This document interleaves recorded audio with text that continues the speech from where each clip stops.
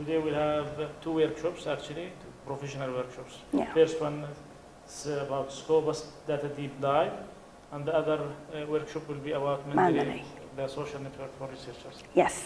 This is yours. Thank you. Hello everyone, good morning. I am Özge Sertdemir, the customer consultant in Elsevier. Today we have two workshops for you, as Dr. Ray had explained. First, I will begin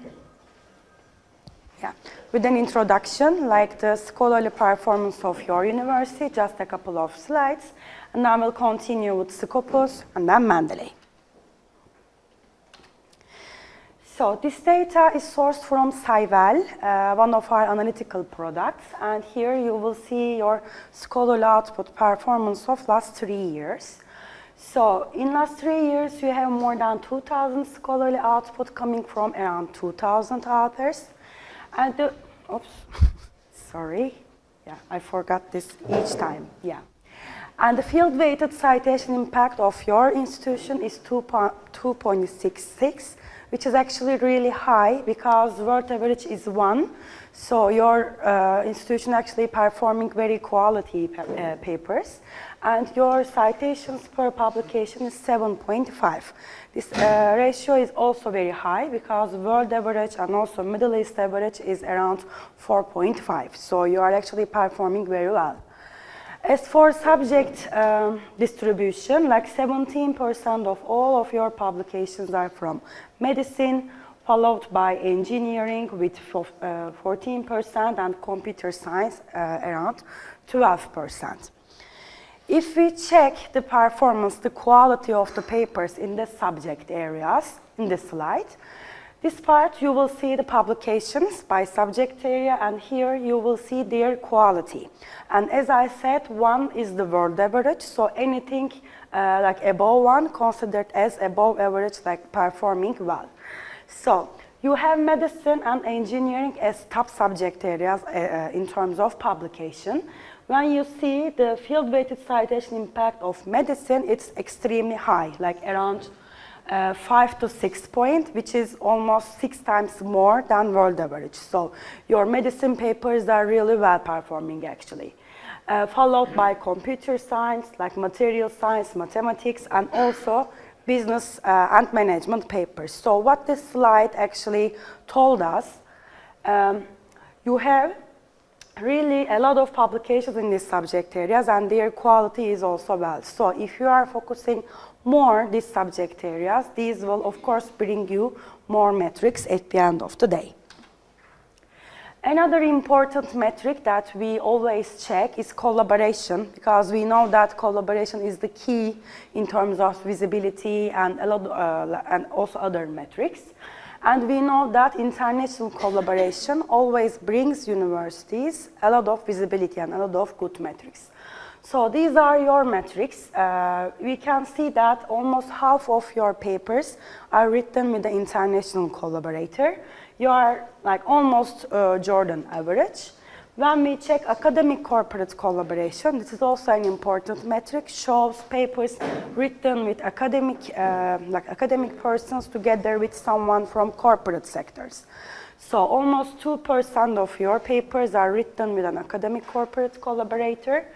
You are low, above Jordan average, but increasing this metric will surely bring you more metrics, okay? And here, in the bottom of slide, you can actually understand how important international collaboration is, because as you see in the first line, half of your papers is written with an international collaborator. They have 13 citations per publication, and its field-weighted citation impact is almost 5, which is 5 times more than world average, okay? So it is really important. Checking your top collaborators, of course, University of Jordan comes first, but when you see its impact, it is below world average. So when you check other collaborators rather than Jordan, because top 3 is universities in Jordan, like UAE University, when you collaborate with them, you receive like almost 28 field-weighted citation impact, which is 28 times more than average. Again, when you read the metrics accordingly, you can understand how important international collaboration is. So this was basically an introduction about your scholarly performance. Now I will continue with Scopus. Before that, I want to ask you that all of you are familiar with Scopus content, right? Okay. I will just briefly refresh your your ideas about Scopus, and will share you some facts and figures. And then we'll continue with live demo since we have some new features and I would like to show them. So, as for the introduction, as you know, Scopus is the largest abstract and citation database of peer-reviewed literature. So, all of the content in Scopus is peer-reviewed. It's really important to keep in mind. And it is actually a smart tool that allows you to track, analyze, and visualize the impact of the research. As for its numbers, like we have currently more than 70 million records coming from journals, conferences, books, and patents. Like around 24,000 peer-reviewed journals are indexed in Scopus. Our oldest record goes back to 17th, and there are a lot of article in press and open access content, and especially our open access content is like growing since we are acquiring a lot of like companies to increase our open access content, and also we have 100% Medline coverage. This third button is actually important because it is not only English Scopus content. Actually, we have around 40 different languages. Have you ever like tried to find like Arabic content in Scopus? Yeah, do you know how to find it? No? Okay, I will show you when we are in the live demo. And this is the publisher coverage of Scopus. There is a common misunderstanding that it's only covering like Elsevier journals or Science Direct journals. This is not the case. We have more than 6,000 publishers right now, and only 11% is Elsevier, like 7 Springer, 5 Taylor, 4 Wiley, etc. And this like other content is important, like more than half of the content is labeled as other, which means there are a lot of like university publications or local publishers, etc. For example, you as a university have a journal indexed in Scopus, and a lot of researchers all around the world can read that journal actually, so it is that much strong. And this is the subject coverage. As you know, it's not favoring a couple of like subject areas. All subject areas are represented under Scopus. This is a little like recent feature because we like last 3 or 4 years, we are actually adding more references to Scopus content. And now our like oldest record goes back to 17th, and we add around 200 million more cited references. Of course, this is a very important development because it will lead you have like more extensive bibliometric trend analysis and also more complete author profiles, and of course it will increase the overall H index.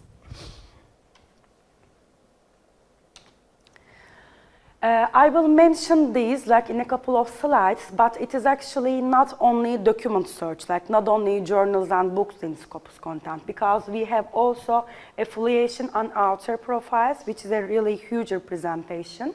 Currently, there are like around 70,000 institution profiles in Scopus, which means you can search for your affiliation or any affiliation in the world and evaluate its metrics. Similarly, we have around 15 million author profiles. Again, you can evaluate yourself, your colleagues, your competitors, your collaborators, like everyone, okay? And similarly, your profile is visible to all researchers all around the world. Again, this is the abilities of the Scopus. You can do document search, which is one of the most common features like used by researchers. You can analyze subject areas if they are like have a rising trend or decreasing trend, like who are the top researchers, top countries, or top affiliations published in that area.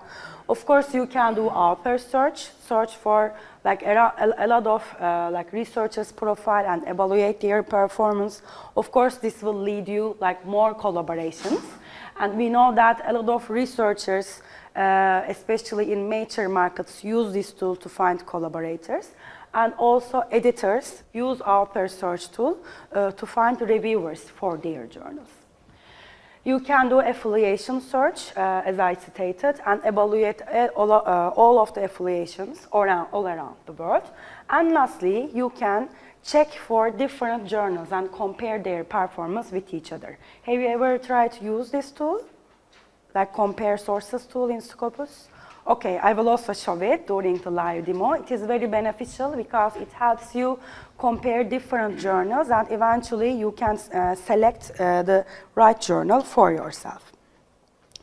I will briefly continue with the content comparison because during my workshops I receive this question like what is the difference between Web of Science and Scopus?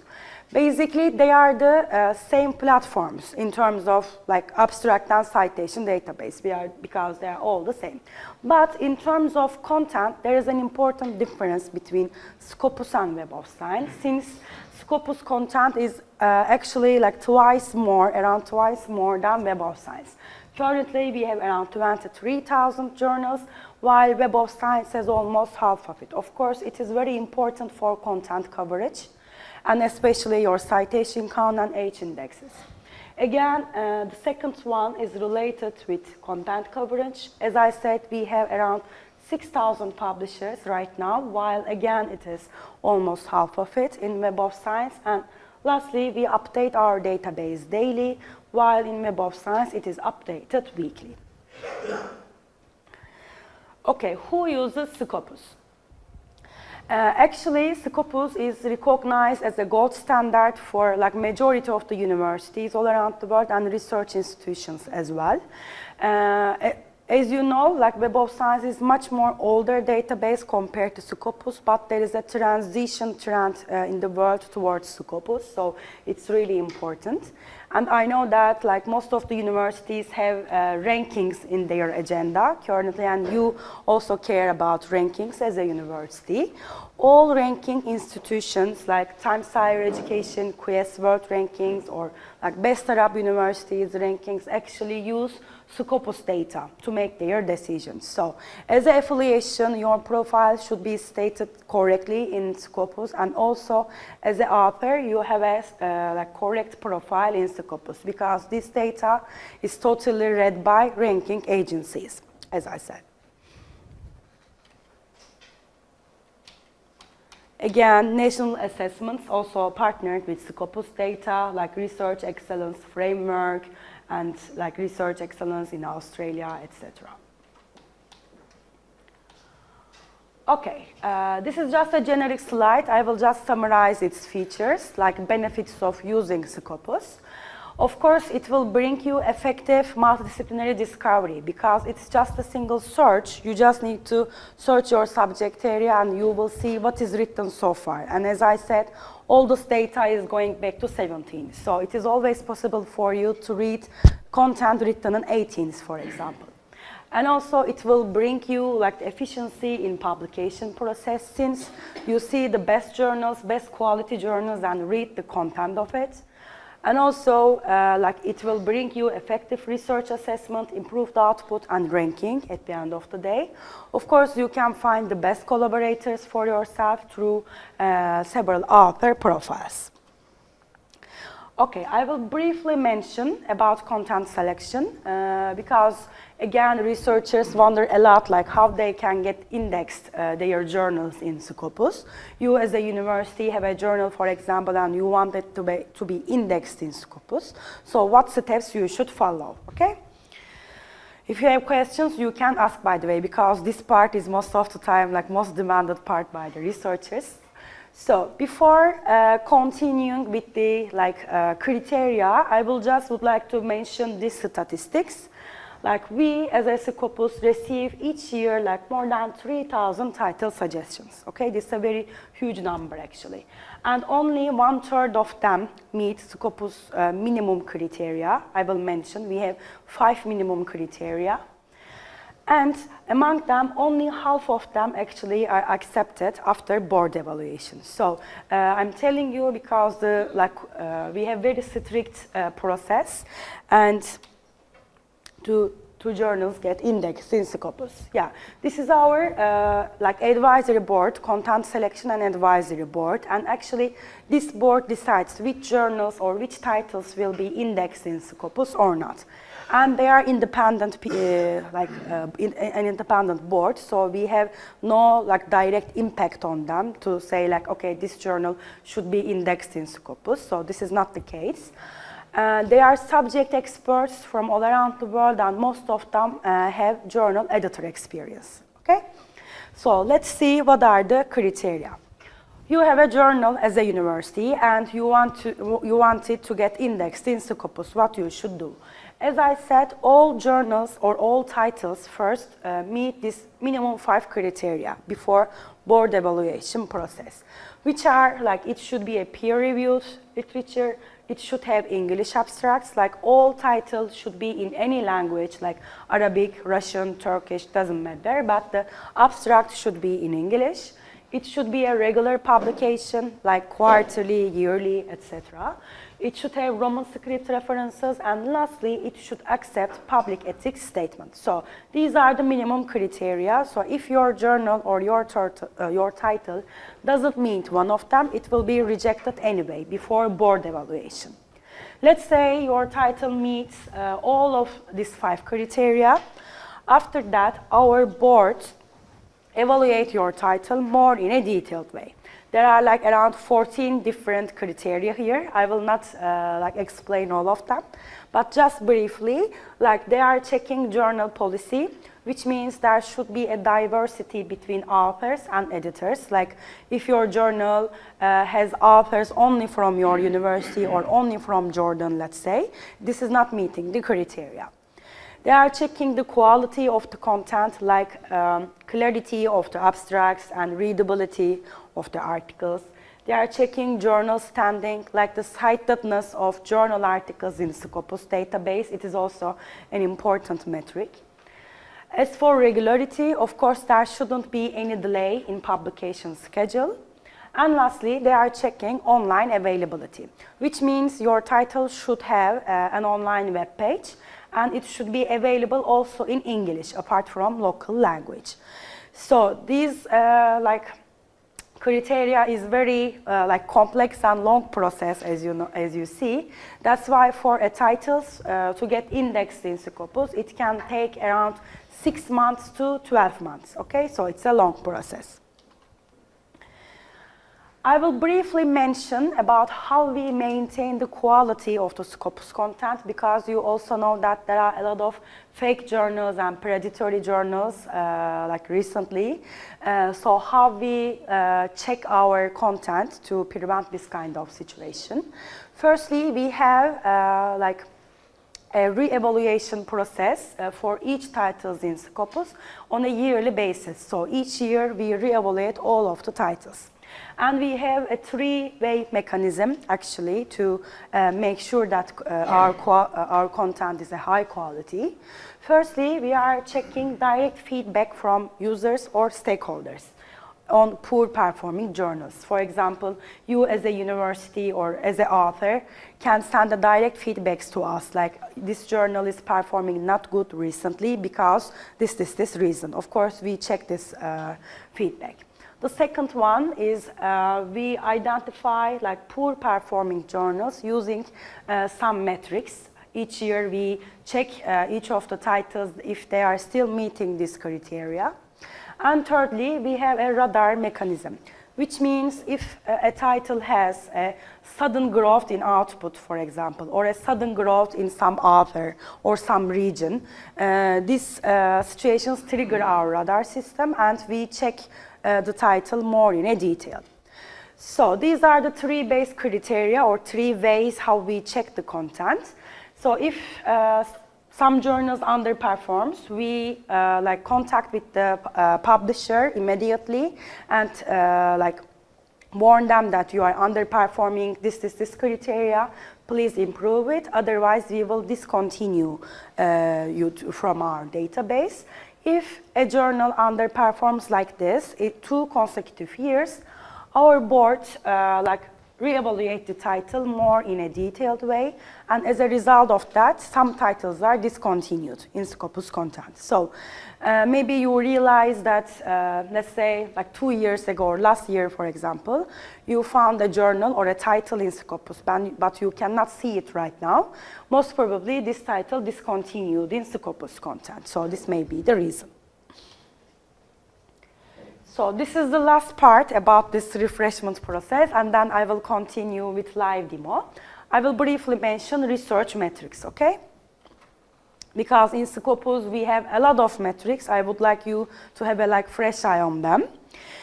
Why we use research metrics? Of course, we need research metrics to assess the quality of the journals or papers or the author, let's say. But the important thing is that actually we have 2 rules about metrics. The first one is using the right metric for the right entity, because there are a lot of metrics for different entities. We actually use the right one for the right entity.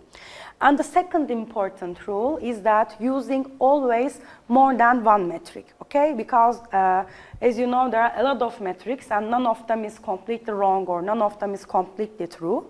We should always support our decision or our idea with more than one metric to prevent any kind of misleading decision. Okay, these are the metric sets that can be used. I will not, of course, check all of them or explain all of them. But these are some important metrics in terms of journal evaluation, like site score, SNIP, and SGR. Are you familiar to them? You familiar to site score? No? Okay. Only SGR you are familiar. Yeah, this is what I expect actually. I was hidden that slide. Let me open it because it's an important one.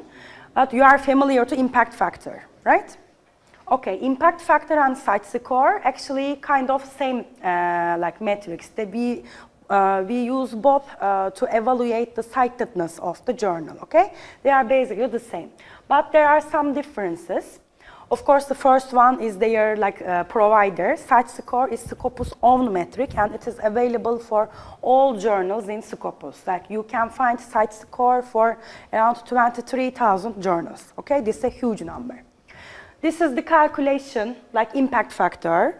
For site score 2015, for example, we use citations in that year, and we divided all of the documents that did come from in last 3 years. So this is the calculation similar to impact factor, but the first difference is about the time coverage. Because in impact factor, documents from 2 to 5 years are covered depending on the subject area. But in site score, we cover 3 years, since it is actually the optimum one, depending, considering all subject areas. And the second difference is actually important. It is about the methodology. As you know, in impact factor, in the citations part, citations from all kind of documents are counted, like articles, review papers, letters, conference papers, etc. But in the document part, only articles and review papers are counted. So by nature, the result is bigger than it's supposed to be actually. But in site score, we don't have such case, source of citation and documents are the same. Which means if we, if we use articles, reviews, or conference papers in this part, we use the same documents in the second part, okay? So this is actually compatible with each other. So from some time to time, you may see for the same journal, impact factor is higher than site score. So this is actually the reason. It is totally expected, okay? And it, of course, have some advantages. As I said, it is comprehensive, available for all Scopus content. And it is transparent. This is actually an important one, because for all journal pages, you will see this calculation. Have you ever seen it? No? Okay, I will show you in a couple of minutes. And you always see how many citations coming from how many documents, okay? You can see the exact numbers. When you click them, you will also see the underlying data, and you can export it to reference management systems all the time. These are the alternative metrics, like SNIP and SGR. I know SGR is well known by researchers because of these quartiles. But SNIP is also an important metric. It is source normalized impact per paper actually. So it is actually like normalizing all of the differences between different subject areas. How you can use it? Let's say you have like different journals as a university, of course. Like you have one medicine journal, one business journal, let's say, and you would like to compare them, like which one is actually performing well, better.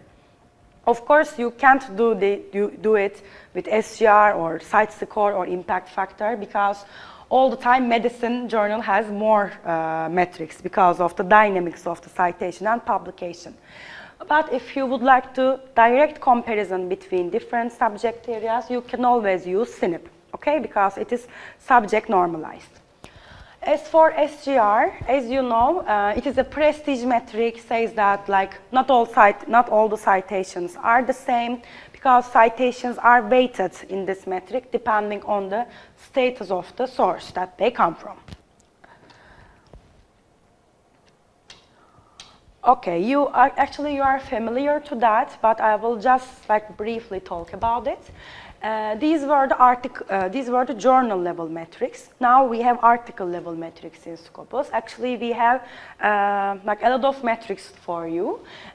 In this slide, actually there are 4 metrics, but we use the first 2 of them very often. The first one is citation count. Of course, like shows how many times a paper was cited. The second one is actually important, like field-weighted citation impact. As you remember, I mentioned it at the beginning as well. Like you are actually, like you have more than 3 times field-weighted citation impact compared to world average. This actually shows the quality of the papers, and ranking institutions also use this metric, okay, to decide actually a university published quality papers or not. As I said, world average is 1, so anything above 1 is considered as above average. Last 2 of them is actually a little bit rare metrics. It's like totally normal if you like didn't seen them before, because their criteria is very hard to meet. For example, for citation benchmarking, we need like at least 2,500 papers in the same subject area. Or for Mendeley metric, we need like all readers, all users should have like Mendeley account so that we can calculate Mendeley metric, etc.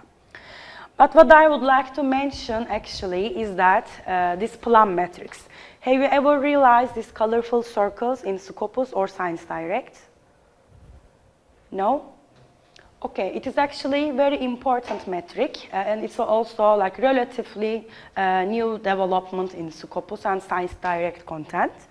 Plum metrics, basically some alternative metrics, some alt metrics, okay? Plum basically tracks all activity in big internet platforms like Facebook, Twitter, Wikipedia, Google, YouTube, like everything you can imagine, every platform you can imagine, and offers you 5 different metrics like usage, captures, mentions, social media, and citations. So for all available articles, both in Scopus and Science Direct, you will see this box.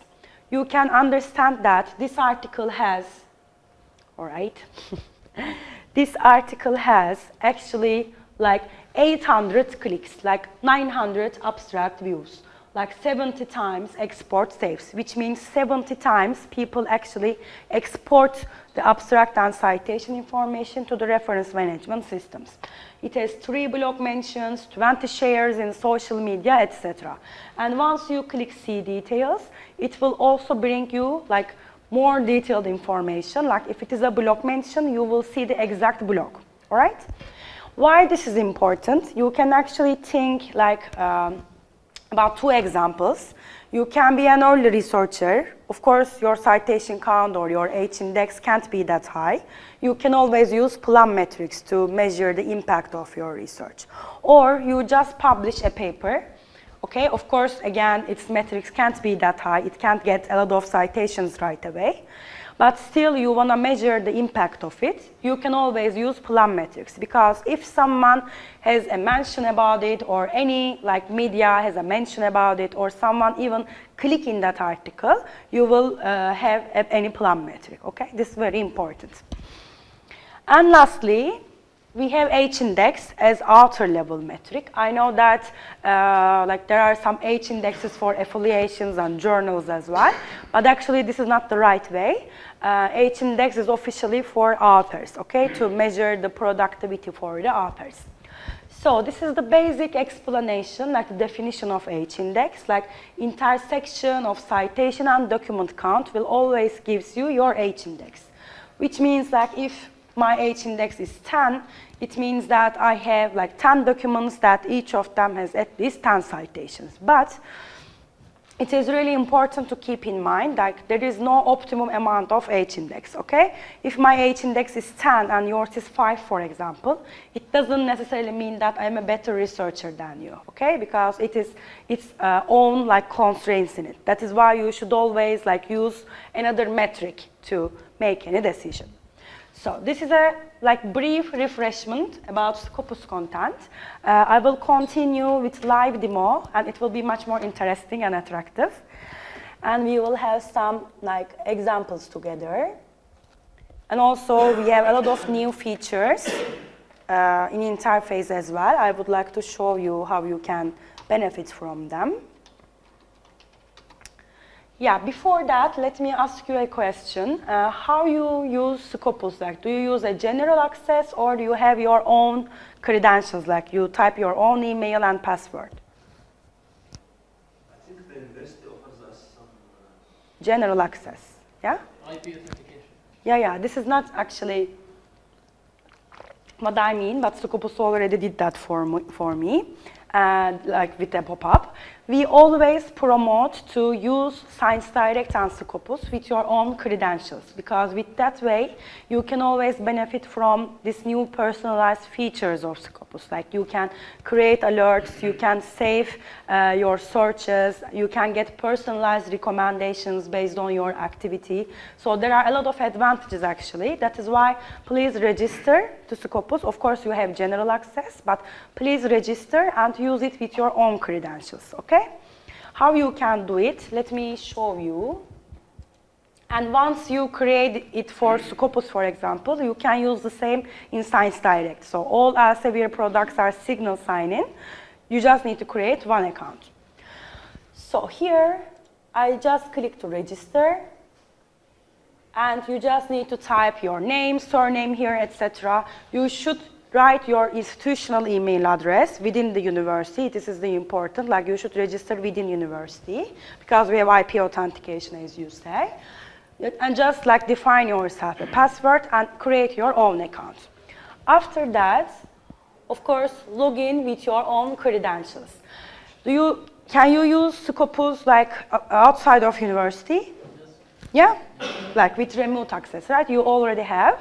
For those who doesn't know, after you create your own credentials, please come login part and click apply for remote access, okay? After that, you can use our products outside the university. Okay, I will have like basically 4 examples for you. First, we have a document search, and then we will have an author search, and then affiliation search, and then lastly, I will show you how you can utilize like some title searches, like journal searches, or compare journals between each other. So let's begin with the document search. Would you like to give me an example, a subject area, so that we can evaluate together? Microbiology, okay. And as you know, you can like either use these general terms, or you can make it more specific with like some abbreviations. I assume like you all know that, but if you need any assistance, you can click search tips. Here we explain like very like briefly how you can use quotation marks, question marks, or abbreviations, etc. And Scopus is very sensitive. You can always use it and make it more specific. Here, you can search this term either in author name, or article title, or abstract, or affiliation, or country, like a lot of things available to you. But article title, abstract, and keyword is the optimum one, okay? That's why it's a default choice as well. Once you click search, we have like around 600,000 documents available, and now I have like some key points to tell you. Firstly, if it is a like very complicated search, not like microbiology, but a long query, okay? You can always click here and save your search. So once you need to like have the same content, you just need to rerun it, okay? For example, I have a query for all Elsevier journals in Scopus, and it's like this long query, so I don't need to write it like all the time. I just save it, okay? Or let's say this is your subject area and you would like to be updated about that. Like if any papers are published, you would like to know it at first, or just you need to be like up to date about that, okay? You can always click here and set alerts. So whenever something new published, you will get notified via email. That is why we are promoting using Scopus with your own emails, because only with that we can actually notify you with some developments, etc. And here we offer a lot of filters to you, as you know, and these are actually very beneficial for you to get most benefit out of your search. Are you using filters?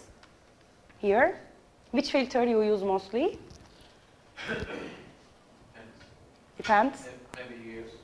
Okay, years. Okay, actually there are very beneficial filters here. I will mention you how you can utilize them. The first one is access type. This is a relatively new filter because we just embedded a new feature in Scopus content. As you know, normally you access only citation and abstracts, because Scopus is not a full-text platform. But through this new feature, if you have subscription to any of the publisher of a full-text content, of course, or if you are looking for an open access content, Scopus always directs you to full-text information through this link. Okay, this is a new feature and always allows you to get full-text information as well, unless you have subscription or you are looking for open access content. So why this filter is important? Let's assume you only have Scopus, okay? You don't have any full-text subscription. You don't have. If you filter open access here, you will see all of the results, and they are of course open access, which is available to everyone, so you can always get full-text information, okay? This filter is very important. As for year filter, again, maybe you want to see recent content about that, because we have content goes back to 17th. You can always use this filter, but one important thing here is that the first line, okay, both in Scopus and Science Direct, because first line will always give you the article in press content, which is the most current, most up-to-date content in your subject area. You can, of course, filter by author name, by subject area, because it can be related either in medicine or environmental science, as you see. You can filter by document type. Maybe you are interested only in conference papers, so that you can decide. You can filter by source title, by keyword. This is actually also an important filter, keyword filter. We always recommend our users, let's say you finish your paper, of course you need to find some keywords, because keywords are actually the essential part to increase your visibility and all of your metrics. How you can utilize Scopus to find keywords? Just make a document search, but of course don't like microbiology. Write it more specific, okay, by using abbreviations, and come to keywords, so that see actually which keywords are used in that subject topic. You can always see how many publications using this keyword, how many citations they receive. So this will always give you an idea about which keywords you should use. You can filter by affiliation, by funding sponsor. This is also a new filter. If you are interested in a specific funding body, for example, you can filter accordingly. You can filter by country, by source type, and by language. This is actually the one that I would like to talk about. This is where you can find the local content in Scopus, okay, not only English. Just let me click all of them and see Which languages is available? Okay, as you see, as for microbiology, like not only English, like Russian, Japanese, like Arabic, Turkish, like all of these languages is available. You just need to select like the language you want to see. Once you limit your choices to that language, of course, this results page will be English again because the abstracts should be in English in order to be get indexed in Scopus, as I explained. But at least you know that the full text of that content is in that language that you are looking for, so that you can go to your library and check for that document to see if you have access, okay? This is how you can utilize it. And of course, here, you know, like you can check abstract. By clicking this link, you will see if you have access to full text content. And of course, you can see related documents. I assume you are all familiar to that. But let me show you how we can read actually the results page. Here, you can always sort your findings, like based on citation count, like based on date or alphabetically, etc. If you are like logging in Scopus with your own credentials, it will be all the time highest citation count. It will be a default choice. So let's click one of the results and see how it's actually looking, okay? So this is one of the results, as you see here. We have some tabs available to you. First of all, if you would like to get this article in your library, like in your reference management library, you can always click export, and you can export this information to the reference management systems. Do you use any reference management system? Which one? EndNote. Any Mendeley? Okay, Mendeley is Elsevier's own reference management system, and after Scopus I will have a Mendeley session, and it has a lot of extra features for you, so it is really important to use it. But if you use EndNote, you can always like use this one, like export these results to EndNote, and also a good thing is you can always export your EndNote library to Mendeley, but I will come to that in the second session. You can download this one, you can print and email these results, okay? So here, you can always see author information, and once you click author names, you will see like all of their profile. If you are interested in this author, for example, it's a top scientist in that subject area, etc., you can always click its name and see its profile through Scopus. But I will come to that in a couple of minutes. Here, you will see abstract and SciVal topic prominence. Are you ever heard about that, SciVal topic prominence? No, you didn't hear? It's actually a new feature sourced by SciVal. In SciVal, we just, I think a couple of months ago, launched a new feature, and it is very beneficial. Like we basically track all of the content in Scopus content, like by year, by citation count, by other metrics, like all metrics you can imagine. And we create, actually we segmented all of the keywords and subject areas based on their momentum, which means some topics have like great momentum, like a lot of publications all around the world, a lot of citations, etc., while some of them has lower momentum. And how we measure this momentum is actually with this percentile. If it's close to 100%, it means that it has a good momentum, okay? So in this microbiology, you can see these topics, like these keywords, basically, these topics, and these topics have a great momentum. Okay, you can see its percentile is around 99%. This also gives you an idea that, yeah, you can focus on this subject area, or like you can change your topic because you already know it is on the rise or it is on decline. So this all gives you an idea. Here you can see all of the keywords and all reference information. I assume you're all familiar to that, but I want to talk about the right part, actually, the metrics. Firstly, you see that this article actually has 7,000 citations in Scopus, and its field-weighted citation impact is more than 100. Considering the average is 1, you can say that this article actually is very groundbreaking, so you should read it. Here you see all of the cited documents. You can click them as well. But here we have Plum Metrics. This is the new feature I explained to you. Let us click that and see its metrics. Yes, all 5 metrics is available for this article. Like you can see it has like 8 downloads. I can't read, but let me come here to read it. Like 7 downloads, 800 abstract views, or like around 4,000 readers in Mendeley.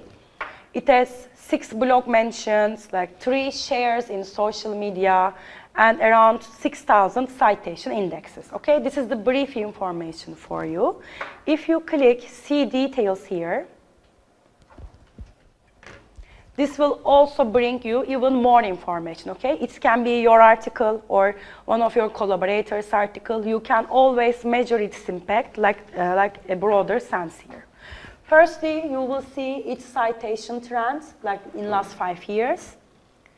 And you will see its Plum Metrics. So it is like under usage. It is coming from both EBSCO and BPress, as you see. As for captures, again, it is coming from Cite You Like readers and Mendeley readers. And it has 3 Wikipedia references under blogs, as you see.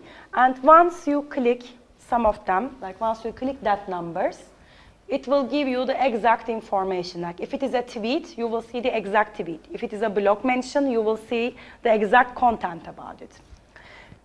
Yeah, as here. I just clicked Wikipedia references. You can see the exact Wikipedia content here. That if I click blogs, you will see the exact blog information, like what is written about that article.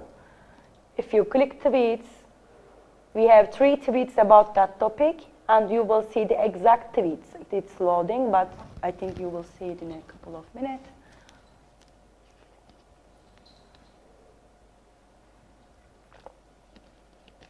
Okay, it's loading. Let's continue. So this is basically very important because, as I said, you can measure the impact of your recently published article, for example. You can see if it is really interacted with the people. People are reading it or sharing it. It's very important for you to use. Okay, let me continue. This is basically how we read the results page, like one of the results. But there is also an important feature in Scopus document search, what we call analysis tool. Have you ever used it? Like, have you ever clicked analyze search results link here? No? Okay, it's actually very beneficial. Let's assume that you are you want to focus on a new subject area, or as a university, you would like to specialize in some topic, or you are a master's student maybe, and you would like to decide in which area you should focus on in your PhD. A lot of examples can be given. Just type your subject area. You can make it more specific as well, and click Analyze Search Results, okay? Now, we will evaluate all of the content written in that subject area based on different metrics. Firstly, in the right part, you always see the graphical display, and left part, you will always see the raw data, which means you can always click them and see the underlying data, okay? You can click everywhere in Scopus. Firstly, we'll see documents by year. Here, you can understand that this topic is actually a popular topic, or this is a declining topic. If it is a declining topic, for example, maybe you need to change your focus area, maybe. As you see, it is the first content written about microbiology is in 18th. You can make it more recent as well by using time range. You can see documents by source to see actually which journal or which book or which title basically publishing more about that topic. And you can click them in the left part as well.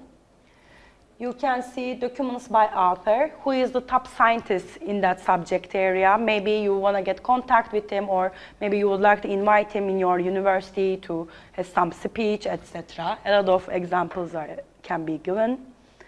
And especially you can click their names to see their profile, but we will come to that in 5 minutes.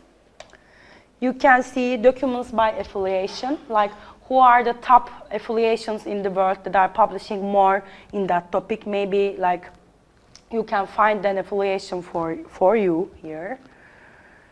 You can see documents by country, documents by type, to see like which type of like articles actually written more about that topic, either like conference papers or letters or editorials, you can see. And lastly, you can evaluate documents by subject area, like in which subject area we have more publication about our keywords. And you can always export, print, and email these views, okay? Maybe you want to prepare like some reports about a subject area. You can always use this tool with these graphs. This is basically document search and some like developments, some improvements in it. Is it clear? Shall I continue? Yeah? Okay. I will continue with author profile. Again, we have some improvements in author profiles as well. You can, as you know, you can either like search authors by name or by org ID. You all have org ID, right? You know what it is. You don't know what org ID is? Okay, org ID is actually an independent platform, let's say. It is not Scopus' own metric or Scopus' own product.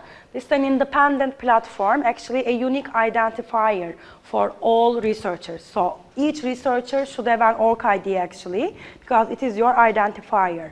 You can either like put your org ID in your researcher profiles, or if you want to submit a paper to a journal, for example, you can link your org ID there as well. It's basically like your ID, and it is why it is important, because like there can be like similar names, or you can be a female author and you can get married and your surname can be changed. So you shouldn't use any metrics or any citation count basically. If you have org ID and link your profile to that, it will be with you all the time. In Scopus, we also have a place where you can add your org ID. I will show you how you can do it. But please get yourself one org ID. Scopus has its own ID. Yes, yeah, Scopus its own ID, but org ID is something totally different. It's like your general ID, independent from Scopus or Clarivate or whatever, all right? Yeah, universal one, and you can attach it everywhere. So, would you like to tell me an author from your affiliation? We can evaluate the profile together.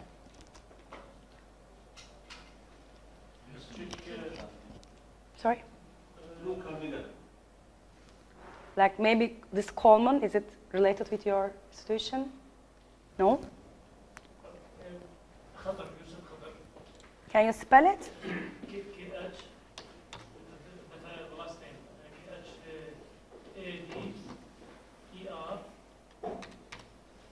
This is last name, right? Yes, last name. And Yusuf is the first name. Just Y. Okay, Y is enough. Okay, this one I believe. Oh, this is a good example actually. I guess you have two profiles, right? One first and second is the same, I guess. Yeah, this is a good example. I will show you why. Just click the profile and check this author's performance, all right? But please keep in mind that this profile is based on only Scopus data. So if you have like publications in the journals not indexed in Scopus, let's say, you can't see it here, okay? So this is what we call author profile, and it is a very strong tool because now we can evaluate this author, and any researcher in the world can evaluate this profile as well. And it is actually a key for further collaborations, all right? And as I said, editors also check this tool to find peer reviewers for their journals. Maybe I can make it a little bit bigger. Can you see everything, or? Not very clear. Yeah, is enough? Not very clear. Okay, let me make it bigger. Now? Yeah, it's better, I guess. Okay, first you see the affiliation information and the author ID, as you said, that we gave the author automatically as Scopus. And org ID is already attached here, but I will show you how you can attach it. Here you can see other name formats and use, as you see, a lot of name formats, okay? ORCID is really important not to miss any of the documents because a lot of name formats here. You can see the basic subject area that the author is working on. And last 10 years evaluation of document and citation count. This is a brief overview, only gives you last 10 years picture. I will come to that part at the latest, but let me continue here.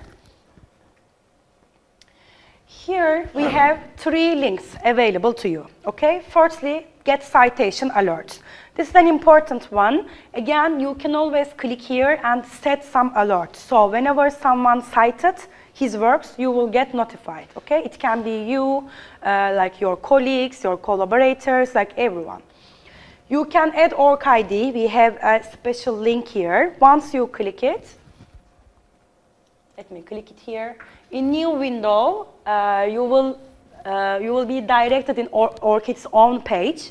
You can either add your ORC credentials here or you can get yourself one by click register. But please have it, okay? It is really important. And all like researchers globally have ORCID, so you can also have one. And you can request author detail corrections. This is actually an important one because we create author profiles in Scopus automatically. If you as an author has like at least 2 documents indexed in Scopus, we create your profile automatically. So you are not creating your own profile in Scopus. We create your profile, we give you an author ID, etc. But of course, there are some times that we need some manual corrections. You can get married or you can use another name format, like another initials, etc. Of course, we have like strong algorithms to catch that, but there are some cases that we cannot catch. For this, we have this link, okay? Request author detail correction. It's actually a good case because, as you see, we have more than 1 profile, 2 profiles for the same author. I will also make the correction to show you how we do it. You can either directly click here, okay, request author detail correction, or in this page, we know that this is the same person. Okay, you can click these ones, like these profiles, and click request to merge authors. This will lead me the same page, but of course I need to log in first. Let me log in very briefly. Yeah, it remembers my name as well.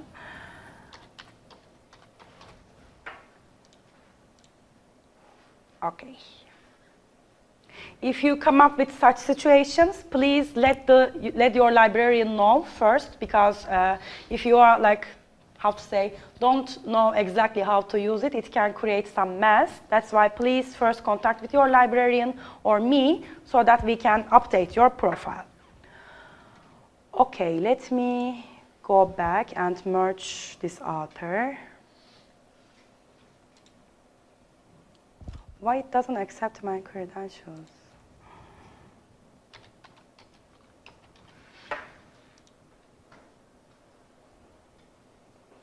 Okay.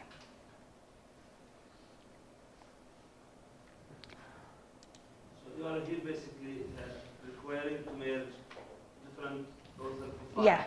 But you are not, I mean, it's generated. It's anyone who can do this, right? No, you are not allowed.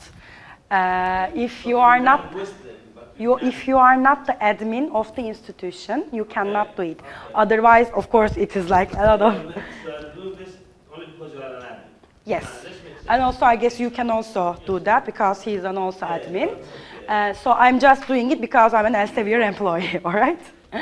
So we know that these are the same persons. By the way, they are same, right? I'm just making the merge, but I believe they are same.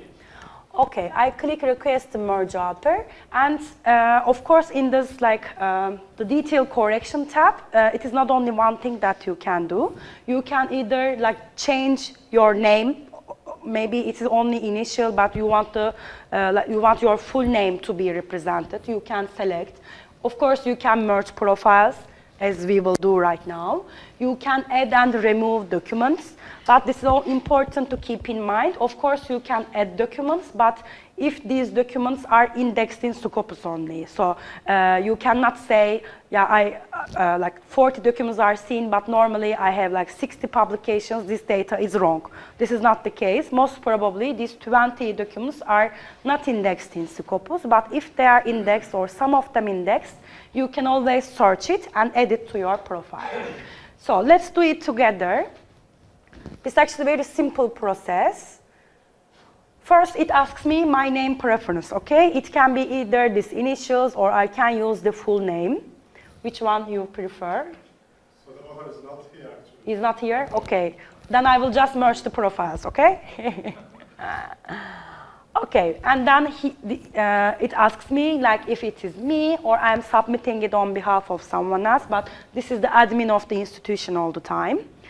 I'm saying no, I am someone else.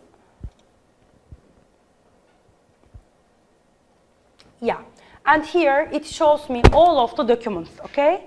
Under different profiles. If they are true, I can easily remove some documents by saying it's not my like publication, let's say. I'm not like touching it. We'll just continue with the last part. Here it asks me like the affiliation is correct. Of course it is correct, but also keep in mind that it can be something different. It says, it means that this author basically published at last in that institution. So if we see just here, it means that the author is publishing when he is in J.U.S.T, okay? So this is the meaning. Once I click confirm and submit, and click submit. Now it will give me a tracking number, and of course this will go to Scopus team. We have a special team with who is dealing with this kind of requests. And after a validation, we update your profile within 4 weeks. Okay, it's not updating right away. We need like 4 weeks to update your profile. Okay, I will let you know once it is ready. All right, this is basically how you can make updates or changes in your profile. Let me continue. Excuse me, I Yeah. have here a question. I have this problem coming every 2-3 publications I do. Mm-hmm. So every time I request to merge the profiles, then when a new publication appear a new profile for me and takes papers from the previous profile and put them. So Okay, do you have org ID? yes, You have? It is seen in all profiles or only one? I'm not sure. I didn't see it. I didn't look in Scopus if Uh-huh. it is appearing there or not. Well, I have. you have. So first check it, and also if like your publications have your org ID as well. Not all of them. If they have, for example, Scopus will catch it, of course. But if it is the case, probably there is some other author that's a very similar name with you, or somehow system cannot recognize you right away. If you come up with such situation again, please email me, okay? So that I can. I emailed Scopus about this issue, and they told me this is an automated. Yeah, it is just automatic response. You just email the general repository. Just email me, and I will investigate the main reason of it with the team. Okay, like why system cannot recognize you, for example. I checked the profile because I was thinking to come to the lecture, and they already merged. They merged. But I have done this, I think, more than 10 times. Okay. So it is annoying for me. Really. Of course. All right, just email me. I will see what is the reason. But try to add your org ID in your profile and the papers you submit. That way, it will catch your profile right away. Okay, I scrolled down, and here you see 4 different tabs. Firstly, you see all of the documents that indexed in Scopus. Like he has around 300 documents. Similarly, you can check their abstract, check if you have access to full text content, or you can check related documents, or you can export them to reference management system like this by clicking here, okay? Or you can set document alerts. Again, whenever someone cited these works, you will get notified. And you can similarly check cited documents as well. It works the same. Actually, all like document like things work in the same way in the Scopus. You can export them, create alerts, check detailed info, etc. I just click co-authors. This is actually an important part to create future collaborations. Okay, let's say I had a like collaboration with this author before, and our like paper has a lot of good metrics. Okay, very good citation count, very good visibility, etc. Now I'm looking for a new collaborator, but I wanna make a collaboration with someone else. I can check his profile and check his other co-authors, and similarly click their profile as well to see if we actually have a match. There are a lot of like Scopus users to check this like feature to find themselves a collaborator, so it's actually an important feature.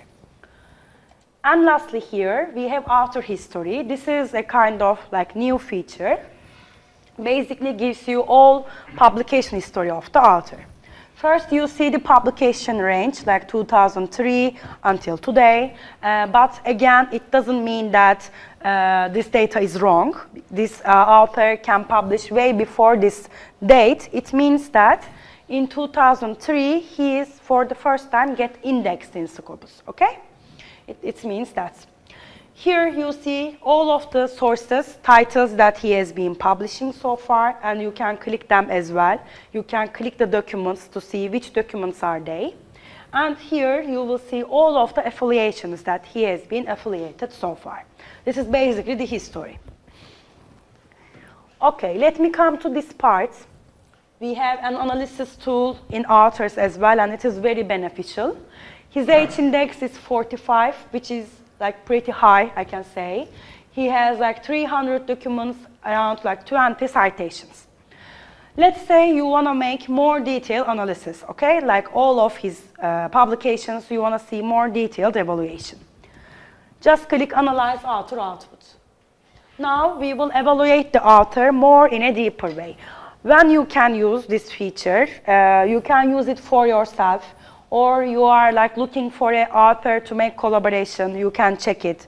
Or you are an administrative body and you want to evaluate your faculty members. And also I have like a lot of like customers like this using this tool to like promote their faculty members actually. Or again, you're a like, I don't know, dean or like faculty member and you want to invite someone in your university in a specialized topic. Like a lot of examples can be given. Again, we see graphical display and raw data here. So let's see how we can evaluate the author. First, you see the documents by source, okay?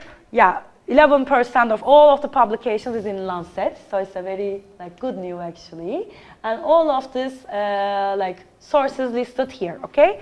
And if you wonder like which publications actually are in Lancet, let's say, you can always click here and see the list of documents. Okay, I'll continue. We can see documents by type, okay? He mostly like publish articles followed by reviews, like erratums, etc. You can see the type of documents he published. Once you click here, you will see his publication performance. Not performance, but like publication trend. Okay, like year by year, if he is publishing more or publishing less, or in which year he published how many publications, for example. Here you can see as well. As you see, he has one article in press. If you wonder what it is, you can click here and see the most current content. You can click subject and see like which subject areas he is publishing, mostly medicine, of course, as you see. And here, his H index. This is where we evaluate the H index more in a deeper way. As I said, this star will always give you the H index because it is the intersection of document and citation count. And here we highlighted the limit. It is 45, but I need to scroll down. So anything above that highlight will give you the H index as well. Here we have a differentiating point actually. I know that like a lot of different sources of H-index, like you can use Google Scholar, Web of Science, or Scopus. They all gives you a different H-index, of course, because of their content. Let me briefly like give you the reason of it. Of course, in Web of Science, you will see like different and most probably less H-index because Scopus content is twice more than that. But in Google Scholar, most probably you will see higher H-index than Scopus. The reason is that, as you know, Google is an open repository, like a lot of content in it, and the H-index can be full of self-citations as well, so you cannot know it for sure. But in Scopus, you know that the content is totally peer-reviewed, and I already explained you our selection process, like you know the quality content is in it, and you can always exclude self-citations. Okay, if it is a good, if it's a like important criteria for you, let's say, you can always exclude it and get the H-index accordingly. And you can see citations, like in which year he received how many citations. And for article in press content, he has around 150 citations already, as you can see. So it's a very great indicator, actually. And lastly, in this analysis tool, you can see the co-authors in a detailed way, okay? For example, if you wonder this guy, you can click the documents and see which documents actually they've been written together. Again, it is always possible to export, print, or email these views. This is basically author profile. I think it's clear, right? Okay. Let me continue with affiliations. Here again, you can either search for your university, of course, or any university all around the world. And it is not only universities. You can always search for like corporate companies as well, if they have any publication, of course. Let me search for yours. Affiliation profiles are much more simpler compared to author and documents. Here, again, we see the basic information about your affiliation, the affiliation ID, again, given automatically by Scopus. You see all of the documents by subject area. If you wonder, you can always click them, like this. You can see your collaborating affiliations. As we said at the beginning, University of Jordan is the top, followed by Yarmouk and Hashemite. And lastly, you can see documents by source, like in which titles you are actually publishing more.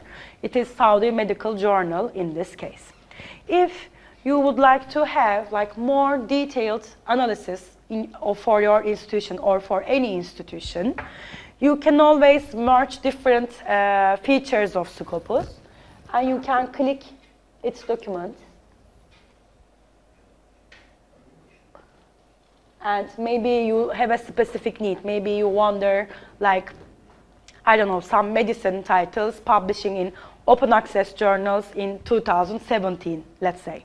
You can use these filters and get the result accordingly. Or if you need more general evaluation, just click Analyze Search Results and evaluate your affiliation or any affiliation like this, like documents written, published by year, the top scientists in that affiliation, or like the top source that researchers published. Again, the document type that is written in this affiliation, and the subject area, of course. Okay, if you would like to. Can we see the citation, the level of citation? No, it is Sayval. Sayval. Yeah, it is Sayval. But I already showed you at the beginning, here, your citations. But it's Sayval. If you need this kind of like more analytical or strategic evaluation, you need Sayval. And also, as you know, you can exactly see in which topic you should, but I'm not mentioning subject area, I'm mentioning topic, in which topic you should focus to increase your metrics, or which author you should collaborate exactly to increase your metrics. Cyber is the normalized rate of something? Or? No, Sayval is another database like Scopus. Another database. Okay. This was the affiliation profile. I think it is also clear because it is much more simpler. I will now continue with the actually like journal part, like how to find the journal actually. We have two ways. You can either go to sources here or we have compare sources link, okay? First, I will begin with sources. Here we have some new features actually. You can either search, not only journals of course, books or conference proceedings, by subject area, by its title, by publisher name, or by ISSN number, okay? You just need to select and type it here. I will come to that, but before that I want to show you this new feature. Here, we have around 40,000 different results as source, as you see. You can either like filter only open access journals by clicking here, or you can filter by percentiles, like quartiles. This is the new feature, but please don't mix it with SCIMEGO, like SGR quartiles, because here we calculate the quartiles based on site score, okay, not SGR. But of course, their direction is the same. I mean, if a journal is in the first quartile here, it shouldn't be in the fourth quartile in SGR.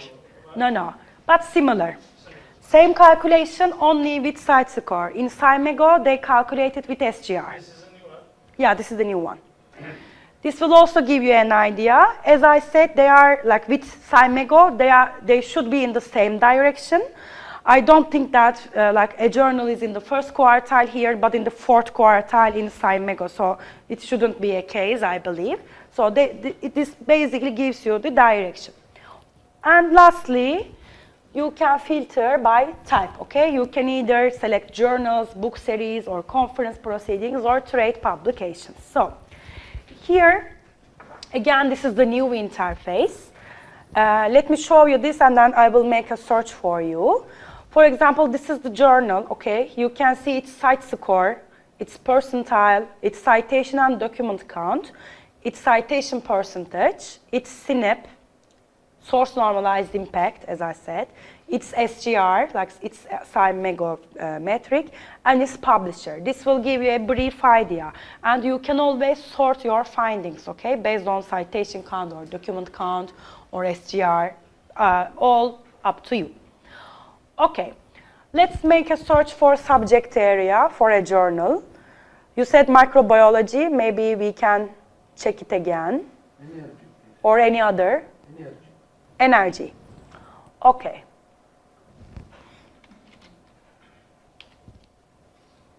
Let me select all of it, okay. Once you click apply, we have like 700 results.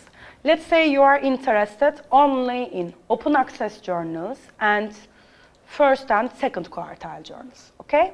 I'm just making an example. Once you click apply, you see we have 45 results. And let's say you are interested in this journal. Once you click it, you will see its profile in Scopus, and you will be able to like evaluate it more in a detail. Again, here you see, of course, it's an open access journal. You see the subscription model at the right place. You see Scopus coverage here, like from 2008 till now. Its publisher, its ISSN, and its subject area. If it is like a journal for you, like you follow all the time, you can check its documents, and also there should be one tab here about creating alerts. You can create alerts, okay? So if some new like issue or some new articles published, you will get notified. You will see other metrics here, like its site score, its SGR, its SNIP. If you are hard time in remembering the meanings, you can always click this info things and get the information about it.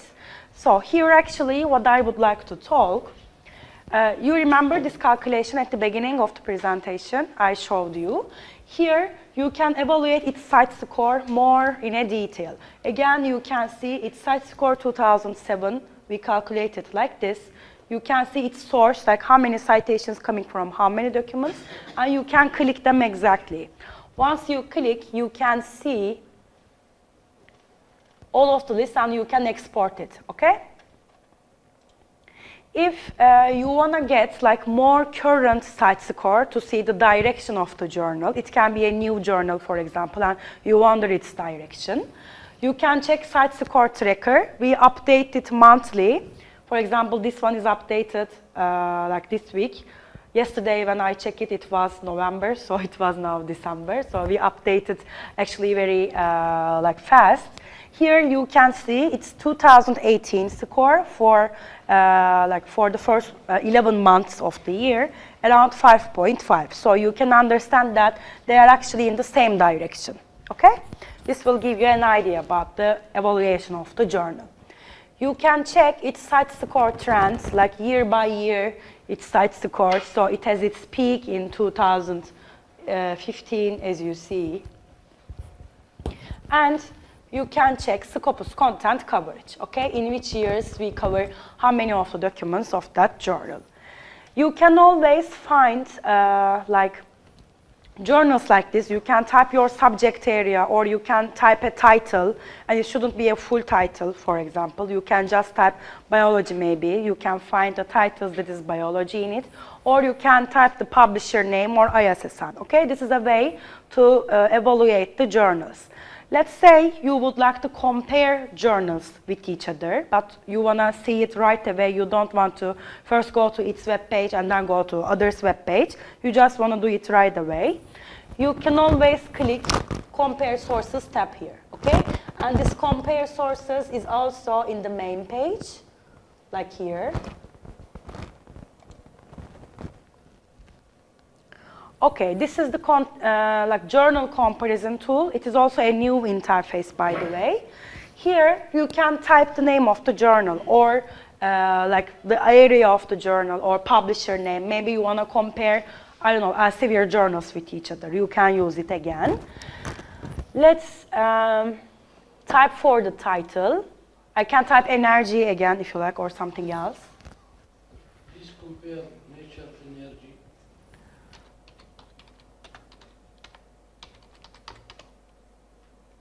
Yeah, you said specific journal, right? Yeah. Okay, for this, you need to go to sources to get more information. But this tool is for comparing different journals. So you need more than one journal. But for this, you can go to sources, okay? And select title here and type nature energy. Okay, and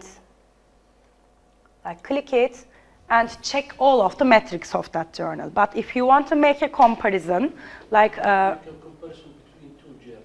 yeah, or like I don't know, 5 journals, 10 journals. Let's say you wanna like change the journal you have been publishing, and you like search for the new journal. You just need to type the title, and you can compare them with each other based on different metrics. So I can type energy if you like, so, and then we can compare energy journals with each other. We have like around 140 search results. Here in this list, you can select all of them, okay? But at one time, you can select up to 10 journals, but of course you can repeat it all the time. Let's select some of them, all right? I'm just making random selection here. All right. First, I see the trend of this journal by site score and as a yearly trend.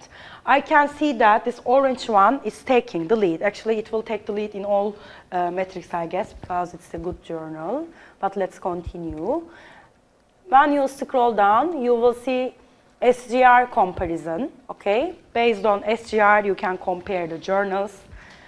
Once you continue, again, you can compare it by SNIP. You can compare citation count. You can compare these journals based on citation count, based on document count, based on like not cited percentage. And again, it is like consistent with each other because other journals is taking the lead here, as you see.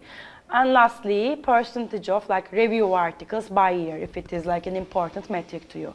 Of course, this is the not right example because like applied energy is the good journal and takes the lead in each metrics. But there are some cases like some journals has a lot of documents, for example, but in terms of metrics, it's very low. So if you don't check like all of the metrics one by one, it will probably lead you like some kind of misleading decision. That is why you should check all of the metrics. If like this is very hard to read for you, for example, you can come here and click table, and you see all of the list of the journals and list of all metrics in a yearly basis, and you can also export it to Excel, for example, and work on it better. So this is basically Scopus. Do you have any questions? Do you have any overall index that to say this journal is the best in terms of? This is actually not the right perspective because all metrics have different dynamics and it will change like based on your aim, like what you would like to see. We are not saying like, please use this metric, this is the best one. But on the other hand, we always say that please use more than one metric to say this is the good journal. So if you use site score, for example, you can also use SNIP, or you can also use the citation count or like citation percentage. Always like support it with more than one metric. If I personally want to reach the best journal in a field, so what are the most three indicators that I have to look at? Yeah, of course, it is like journal level metrics you should check. I mean, if it is a high site score, probably it has a high SGR and high SNIP as well. So they are always in the same direction with each other. I mean, if let's say one journal has, I don't know, 50 site score, but 1 SGR. So this won't be the case because their calculations is more or less the same. So they will always be in the same direction. But will give you an idea. So it actually depends on you. If you want to, like, I don't know, publish only reputable journals, let's say, you can go for SGR. But these journals have high site score and impact factor as well. So it is actually some kind of complementary process, actually. But it's not the right way to say this is the best metric to use. Always support your thesis with. Yes, exactly. Yeah. If the journal are published in seed or different publisher, which are included in the Scopus, are these journals considered as Scopus journal? No, this is actually, yeah, Scopus is the. You mentioned in the third or fourth slide if you want. Yeah, I understand what you mean, but there is a common, how to say, You mentioned the Google Scholar, for example. Are the journals which are mentioned in Scholar, Google Scholar, Okay. or in seed or Scopus If the journal? journal indexed in Scopus, I mean, if you can find it in Scopus, it means that it's the, like, Yeah, I understand. Scopus journal. But you mentioned that those are publishers which are accepted or included in the seed. yeah. In Scopus. This one you say. This. Yes. But not all of their journals, or not all of their titles are in Scopus. Yeah, of course, not all of their titles. No. I mean, not all of their titles, because there is not, all of them are not in the same quality. How then you consider those are accepted by Scopus as publishers? Okay, we are not looking for the publishers. This is the first one.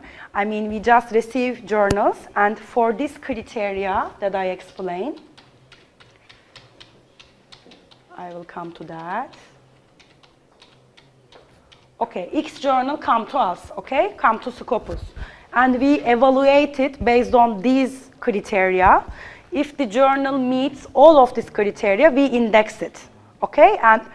And then we say this much of them is a Springer journal, this much of them is Wiley journal, etc. But it doesn't mean that all of Wiley content is in Scopus, because not all of the journals are in the same quality, okay? Small technical question. How does Plum Metrics capture the activity of the article? What, sorry? Plum Metrics. Plum Metrics. Uh-huh. The article activity. Is basically the DOI or? Yeah, DOI and other like technical, like internal, like definition or like recognition systems. If there is a, like some mention about that, it can catch it, but it's actually very technical and a lot of different algorithms behind. Yeah. Yeah, sure. I already copy it in this, like, you can get it here. It is already in this computer. So I guess we have a break before Mendeley session.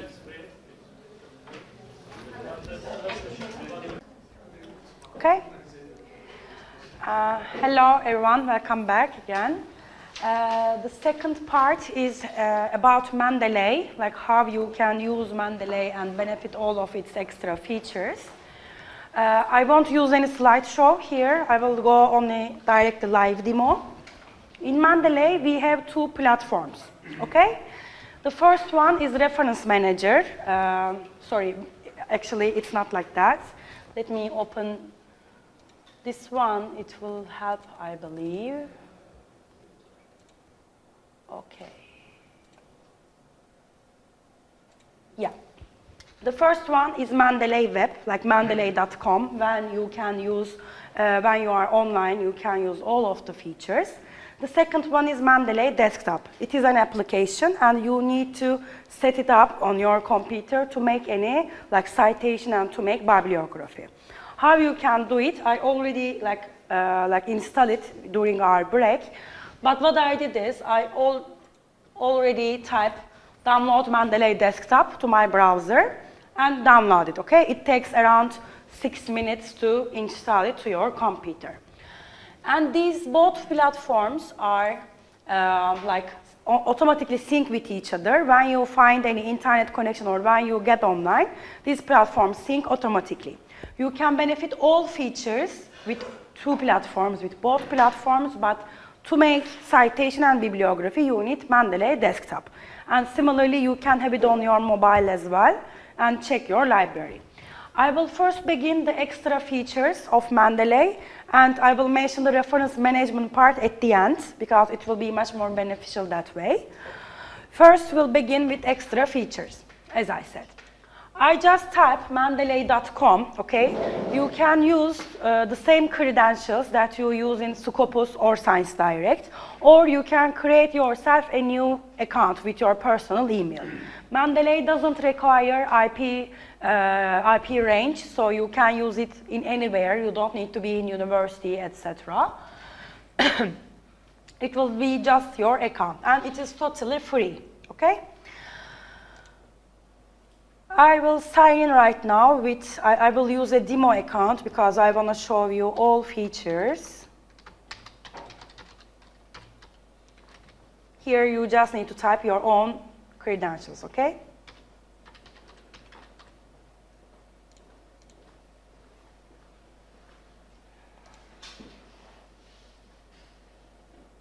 Yes.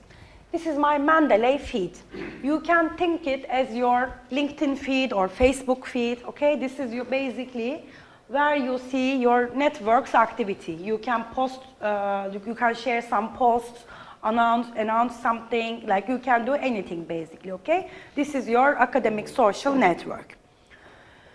I will begin from the last tab because each tab of Mendeley, like each tab here, will state another feature. It's another feature. Let me make it a little bigger. Maybe you can see it more clear that way. Yeah, it's better, right? Okay, first, let's begin with this line, okay? Let's begin with funding. Mendeley is a career and funding tool where you can find a lot of opportunities all around the world and you can directly apply them. Let me click funding, for example. Here you can type your subject area.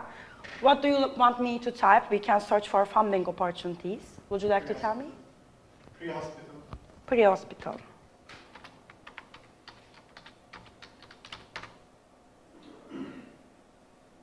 Okay, for this keyword, we have around 900 funding opportunities. You can use all of the filters here. Like you can specify subject, like you can check country of citizenship or funding type or application type, etc. Of course, these are like optional. You don't need to use these filters. Let's say it is for your interest. You can directly click in it and see all of the requirements that to apply basically. And if it suits your needs or your like criteria, you can directly apply. Okay, this is where or how you can find funding opportunities. I know it is like one of the pain points of the researchers, like finding the right grant or funding. You can use Mendeley all of the time. Let me click careers. This also works similarly. You just need to type your subject area. Again, maybe we can type something else this time. Biomedical science. For example, you can use this tool and also typing the right country, etc. Again, we have around 5,000 available jobs, and all of these filters is available to you. You can directly select the country or location. If you are looking for a new career or you want to specialize something but it is not in your current affiliation or somewhere else, etc., you can always use this tool, okay? Again, all of these like requirements, conditions are available to you.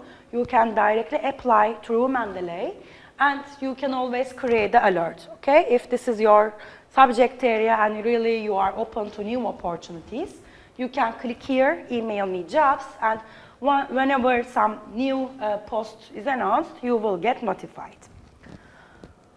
Okay, let me continue with datasets. This is actually a relatively like new feature because we are investing a lot in this feature to increase the like open science, to support the open science, etc.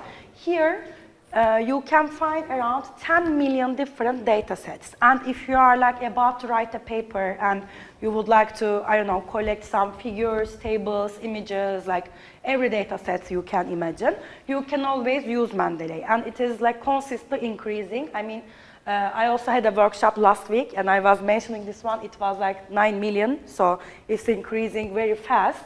A lot of data sets coming from different platforms. For example, let me write something. Maybe I can write microbiology again if you when you ask. Like, and you can also make it more specific. And all of these data sets, like more than 30,000 data sets is available to you. You can filter directly and you can directly go to the source if it is open, of course, okay? It is very, very precious data sets actually. You can reach a lot of data sets all over the world. So we mentioned about data sets. I will continue with groups. Mendeley is a networking tool as well, okay? You can like very easily join different groups or create your own group. It is available to you. Let's say you are a lecturer and let's say you have a microbiology 101. You can create your own group here and invite your students as well to that group. And you can share some documents, make some announcements, like everything is available to you. Or you can like easily search for groups. Let's say you really like would like to, I don't know, increase your network or just to involve in some like interesting discussions. You can search for groups in your subject area and then you can directly join them. How you can search for groups? We have like search tab here, okay, where you can search for papers, for people or groups. Let me click the group and type for like pre-hospital again, maybe. Let's see if we can find any. Yeah, around 500 groups related to pre-hospital, okay? You can check the definition of the group if it's really, like if you have a same interest with them, you can join the group and add the members of the group and expand your network. It is very beneficial, especially like if you are, how to say, try to increase your collaboration and try to increase your visibility and try to make cooperation with other countries, researchers in the other countries, it is a great tool. And similarly, if you are an early research tool, you can always increase your network, and please promote this to your students, PhD students as well. I'll continue with suggests. It is also very useful benefit of Mendeley, because we suggest you articles based on your interests, based on your research area, and based on the articles in your library. Okay? So we see what kind of articles, in which topics, in which keywords actually you are interested in. We are offering you articles similarly where you can directly see its metrics. You can see the abstract, you can add directly to your library this article. Oops, yeah. Or you can see if you have access to full text content, and you can also see similar articles with that, okay? It is really very much time saving for you, because we know that researchers actually spend a lot of time to see which content is relevant. But you can directly benefit Mendeley's feature. We have the similar feature in Scopus, in Science Direct as well. They are all available to you. And this part, you can see people that have similar interests with you. You can always add them, follow them to your network. Okay, I will come to library at the last part, as I said, but I want to show you researcher profiles in Mendeley. Once you click your name, you will see your profile. And it is very, very important, because Mendeley has around 10 million users around the world. And researchers in US, in Europe, for example, use Mendeley very heavily, very intense. And all of them has a researcher profile. If they come up with someone, or if they see some name in conferences, they check it in Mendeley and actually get connected with them. You can always utilize this, for example, before conferences or anything. You can search for the speakers and get connected with them. You can always increase your visibility and promote your own papers. So this is how your profile looks like to the researchers all around the world. They can see your title, your affiliation, your H index, and your citation count. Okay, let's continue with the parts of your profiles. This is Scopus. This is what? This is Scopus. Yes. But differently, you can add manually here, your publications. From outside.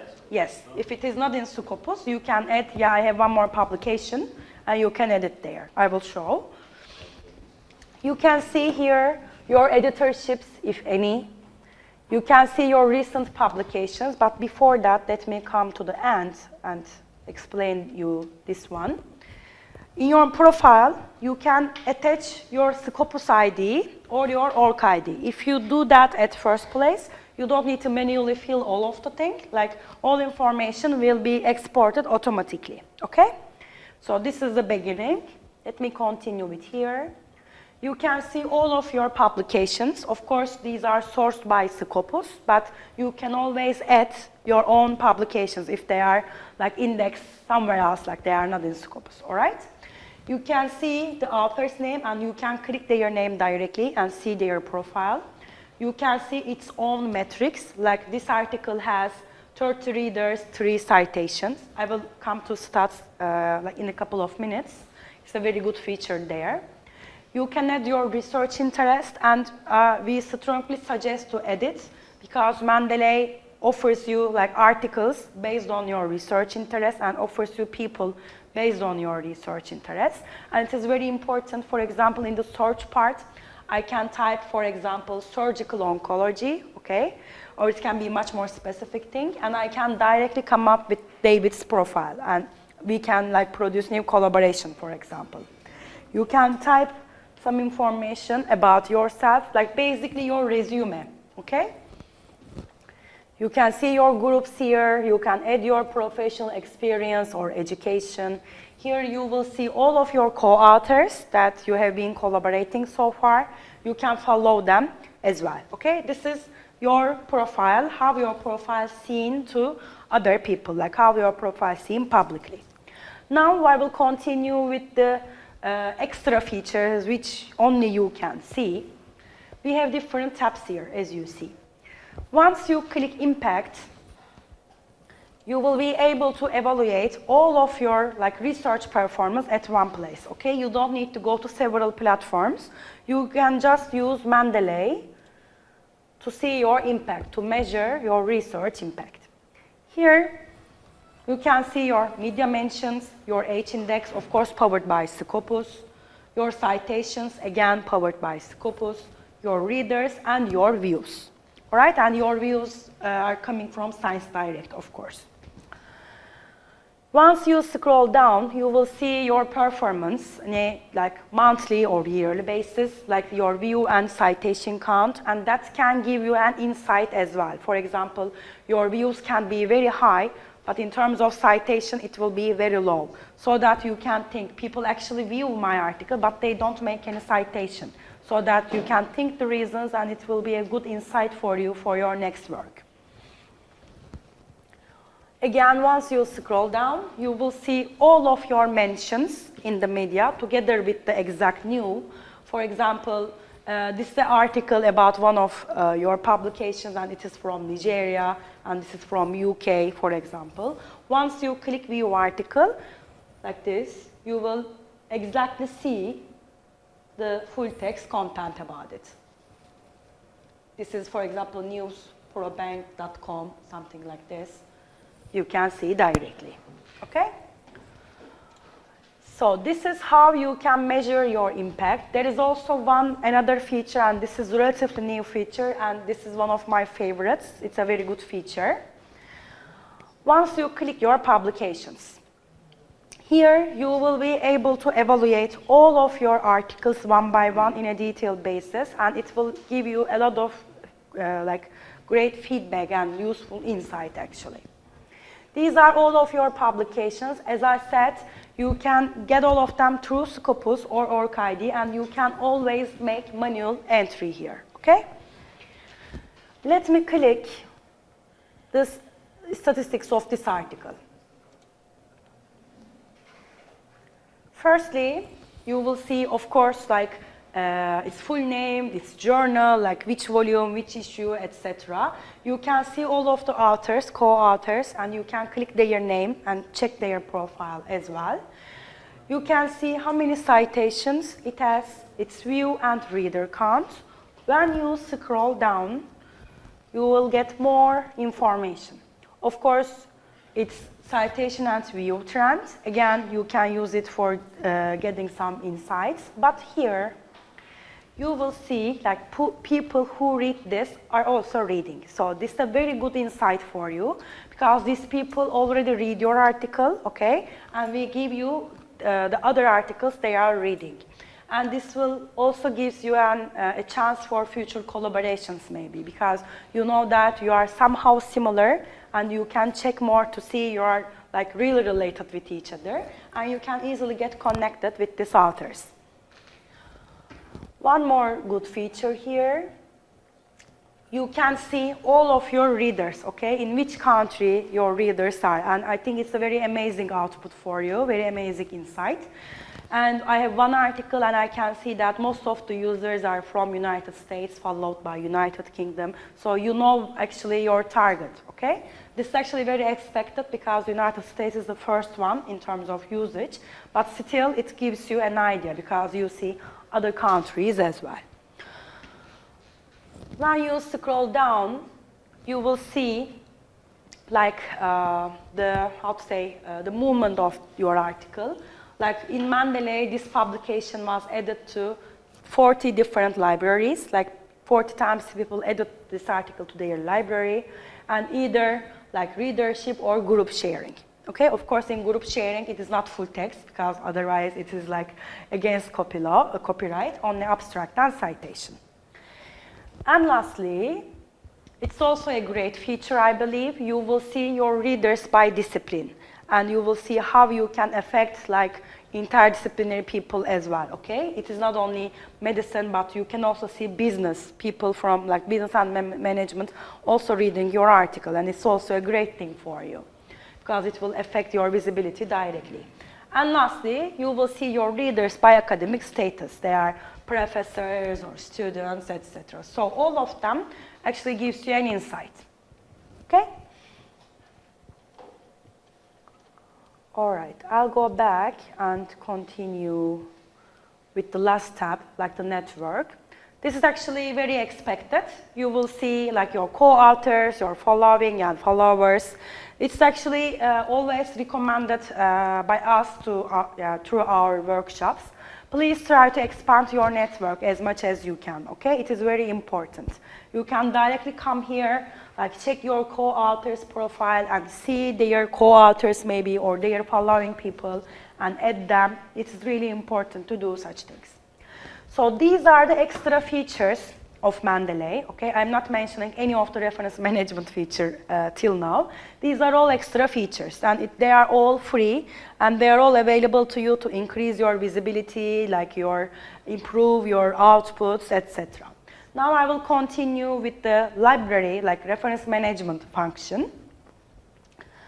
As I said at the beginning, we have two platforms, okay? Mendeley Web is like this, and also we have Mendeley Desktop, which I already installed when we are in a break, but it is very easy, just a couple of seconds for you to install it.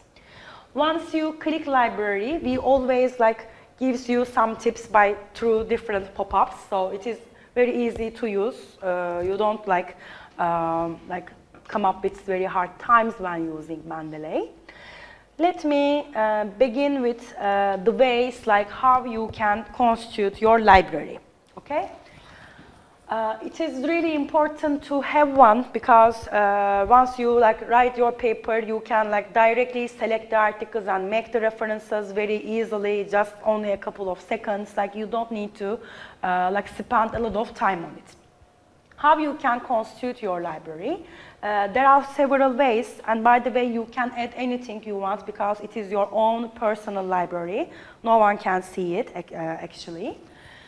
So let me begin with the ways, okay? First, of course, you can add some documents that are already in your computer. Maybe you can have some files, including your lecture notes or some, papers, etc. You can directly add these files to your Mendeley library. How? Just click Add. Oops. You can click Import Documents. Okay, this will lead you select the files in your computer, or basically you can just drag and drop. Okay, this is also a way. So the first way is using your own computer. The second way is I can continue with the desktop app. Okay, this is my Mendeley desktop app. The second way is clicking File and coming to Import. If you use EndNote, RefWorks, or any other reference management system, it's very easy to export your library to Mendeley, so you won't lose any document. Just click Import and select which one you are using, okay? Once you select it, all of your library in these reference management systems will be added to your Mendeley library. The third way, actually, is adding some content manually. Like here, you just need to select this one because there are some cases that there is no online copy. For example, there is a very ancient book you have at UAMA, do citation all the time. You can edit your library. You just need to save it once by this, filling this form, and it will edit automatically your Mendeley library. The other way is this watch folder tab, and it is also very extra and very beneficial tool. Let's say you have your own files in your computer and you always add some documents. Maybe you are just about to write a paper, okay? You are collecting all of the papers, but collecting it in your own file in your laptop. If you let Mendeley to watch these files, okay, whenever you add something in your file, it will edit automatically your Mendeley library. So you don't need to do the same thing twice. This is a reference management system. Yeah. And what about the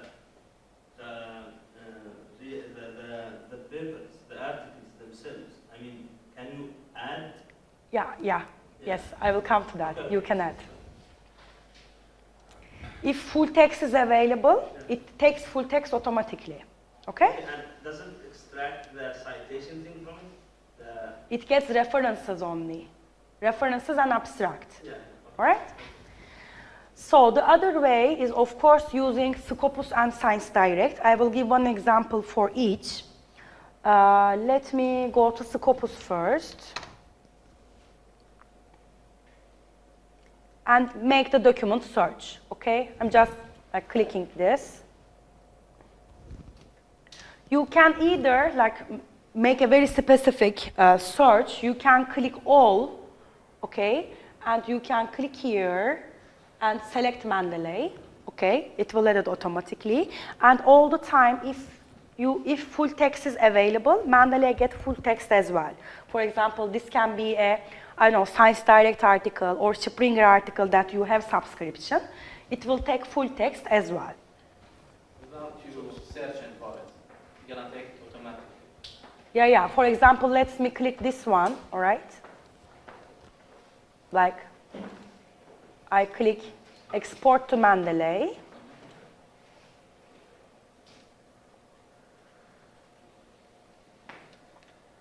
Okay. What happened?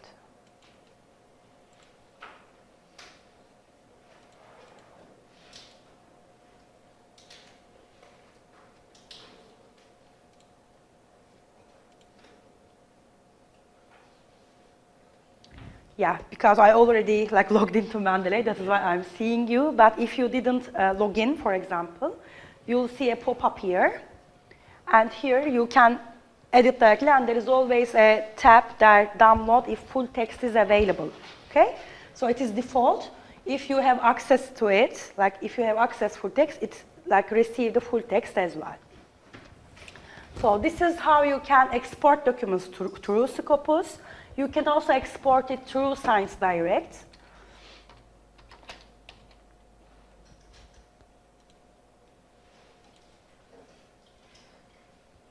Again, in Science Direct, for the titles, you have subscription. It gets full text as well together with that. Okay, let me just select this one. I'm just selecting the first. Okay, I click it. Once I select export,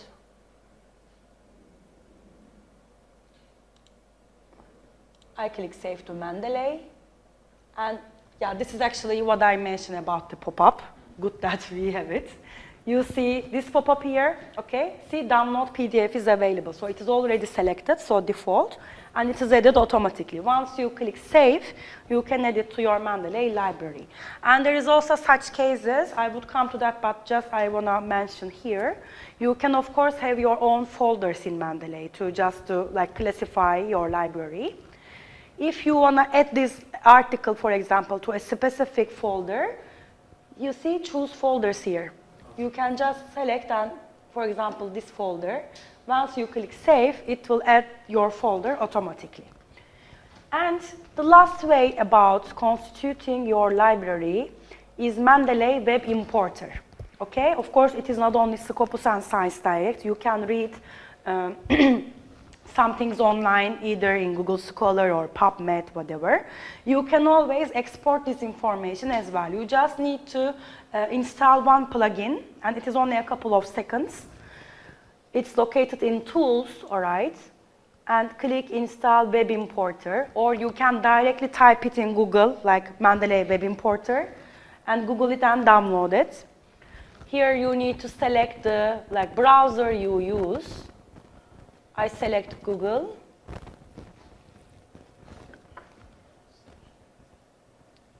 This one, which one? Which one is download or install? I can't read Arabic. This?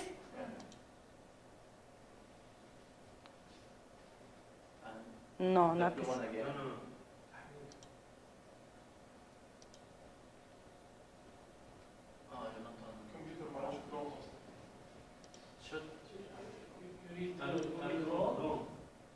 You're not on Chrome, that's fine. What is this? So Okay, maybe I can type here. Okay, Mendeley Web Importer.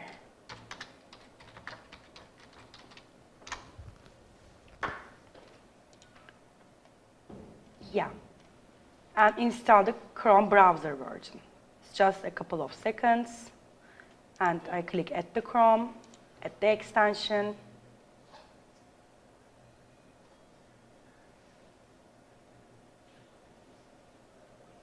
Yeah, it's already here, okay, this little red sign. Okay, let's say we are reading something, okay, in Google Scholar or PubMed. I'm just typing Google Scholar, and I will find some article here. Okay, just write business maybe, and click this one. Okay, once I click our plugin, again, I see my Mendeley pop up here, and I can directly save, okay? So this is also another way to add some documents to your Mendeley library. So now we already covered how you can constitute your library. There are a couple of things before the citation part, I would like to mention. So this is my library. This is where you can create folders. Okay, you just need to click here, type the name of your folder, like this, okay? Once you come to your library, you can drag and drop these documents here, your folders. It is very easy. Let's say I click one of the results. In the right part, you will always see the metadata of the article. If you would like to add the full text to this article, you can always click here, this file part, and click that and select the file you want to add and add it automatically. Let me find an article with full text here.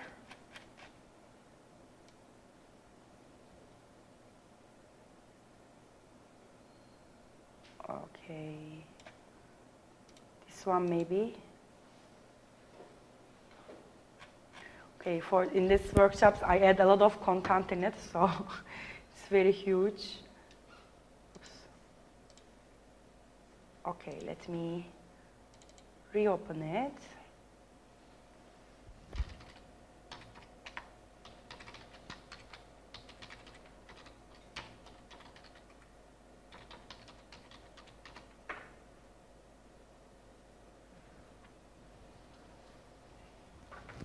Okay, as you see, it already tells you how you can add, okay?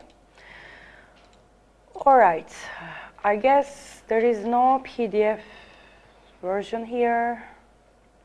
If not, I will add a full text content. Let me go to my Mendeley library here.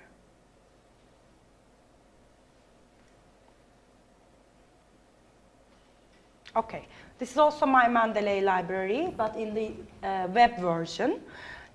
In this library, you can see some of the articles have full text in it. Oh my God, as you see, okay, like this PDF signs.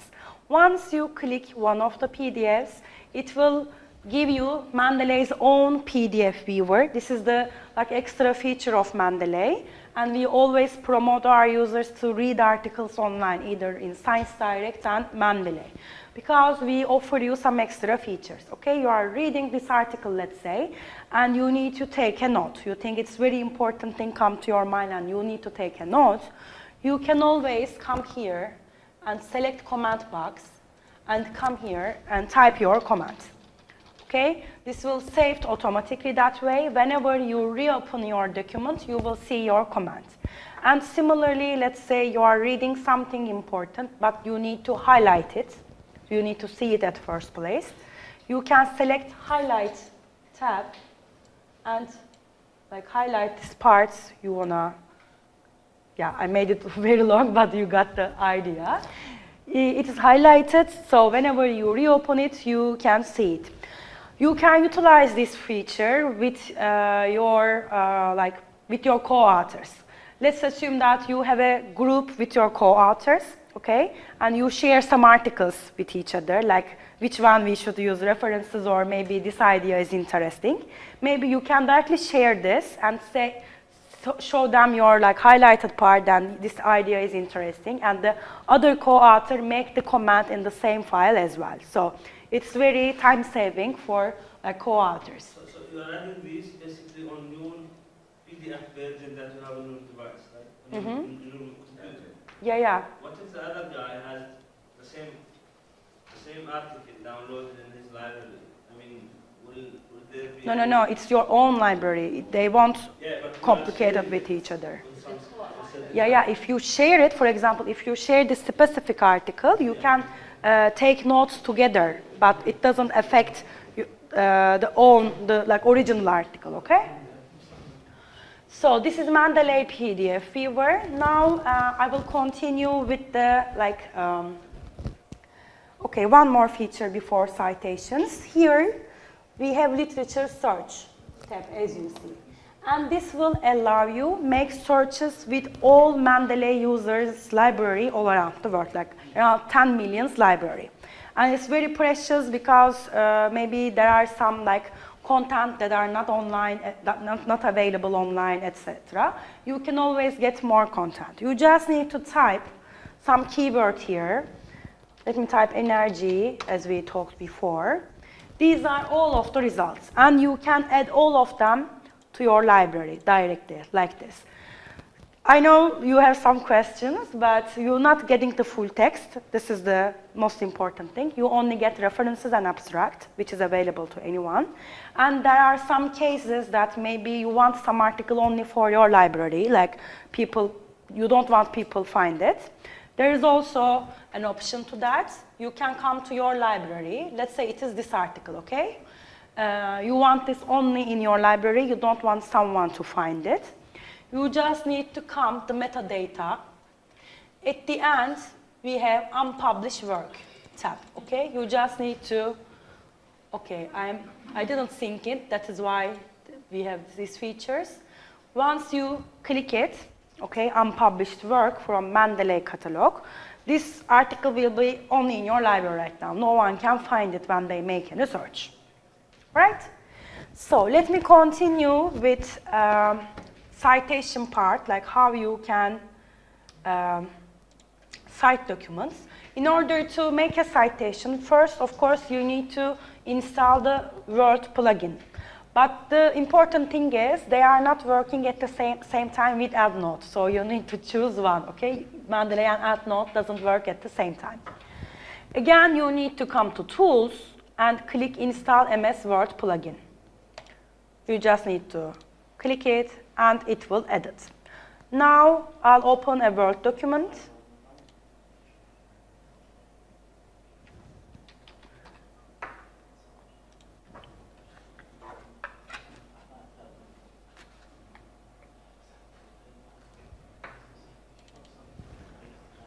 Okay, here, when I click references, now I see Mendeley part, okay? This is the plugin I mentioned.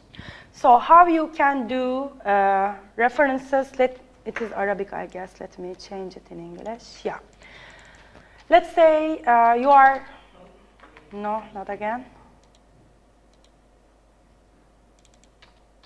No, okay.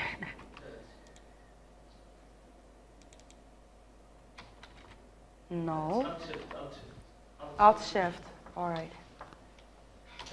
Yes, okay. You are writing a paper, okay? And you need to make a citation right now. How you can do it? Just come to insert citation, and it's very easy. If you already know what to cite, like you know the exact author name, exact title, you can type it here and click OK. But if you need to see your library, just click to go to library, and let's say it is this one, this article.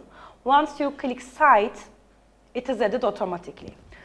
Similarly, you can make merge citations. Again, I'm typing a sentence, and you need to have a merge citation here. Again, click insert citation, go to Mendeley, and like multi-select the titles you wanna make citation, click cite. Again, it will edit automatically. Let's say you finish it, and now you need to insert the bibliography part. It's again very easy. If you have multiple citations and you need to add one more, Uh-huh. you need to make it another No, you need to come here and click Edit Citation. Or just select it, okay, click it, and click Edit Citation. And add another one that you want to add. Okay? Okay, let's say we will add the bibliography. Just you need to click here, okay? It is just one like click and very easy. It is added automatically. But this is of course APA style, I guess. You wanna like change it, of course, like journals require different styles. How you can change it? Come to Style tab, okay? These ones, of course not all of them, these are only the ones that you use most frequently. In Mendeley we have around 8,000 different styles. Just come to More Style, okay? Here, these are all of the styles that you already install. If it is already here, let's say it is, I don't know, maybe this one, Modern Humanities, okay? You just need to click Use this style and click Done. So it changes automatically. Let's say it is not there. Again, I come to More Styles. I click Get More Styles. Here, you can directly type the name of the journal, okay? You don't need to know the name of the style. You can type the name of the journal. If you like, we can try it together, like one journal name. Disaster? Pre-hospital. This one? Yeah, that's one. That one is good, yeah. Once you click Install, and you need to come your installed styles, and you find it here, click Use the style and click Done. Again, it's changed automatically. So it is very easy. Of course, there are some cases that you need to create your own style. For example, your university has a very unique style, let's say. There is also a way to do that. But what we recommend is don't like type the query at the beginning. Just select one style that is very similar to that. Let's do us together. Again, I come to More Styles. Let's say this is very similar, okay? The style you want to create. Just right click here and click Edit Style, okay? We have Mendeley's own editor that help you like type your queries or find the right reference style. It already like leads you that page, and then you can type your query and have your own style, okay? This is very easy. And I guess this is all about Mendeley. Do you have any questions about it so that we can answer before like sharing some links with you? Yeah, sometimes I use it to dump some of the files or the PDF research articles, but the citation comes out different on the same article that I attach or dump. Probably this style is different. You select. When I take the reference, it shows with another author or rare cases, but it happens. So like wrong citation, you mean? Well, I need to see the exact case because it shouldn't be the case normally. If it happened, maybe you come up with a, I don't know, like revision time or like new version time, but I can't say something very like clearly. If you come up with such cases, please email me so that I can understand, because normally it shouldn't be the case. So if I use Mendeley and then like have a paper with references, then I send it to my colleague, can he export like all the references that I have to his library using Mendeley? Yeah, if you see the paper, like he can search for the paper, okay? Or you can send it or you can post it as well. You remember this, let me show you this option, like suggest maybe, yeah. He can come up with the article like this, or like you can post this abstract information or publication. Yeah, check this out, it's a very interesting article, for example. You can post this to your profile. All people see it like this, okay, with this like option, add to library. If they click add to library, let me add to show you. Okay, its abstract and references will be added automatically to my library. All right? Okay, so I think we don't have any more questions. Through the end of the session, I will share some useful links to you and some useful platforms. We have like Scopus training, of course, like at the beginning. And I explain you how you can utilize all of the features of Scopus. And of course, if you want to find a journal, Scopus must be your essential guide to check if the journals are indexed in it, like what are their metrics, etc. But we also have another tool, like Journal Finder, that Elsevier. Have you ever used it? Yeah?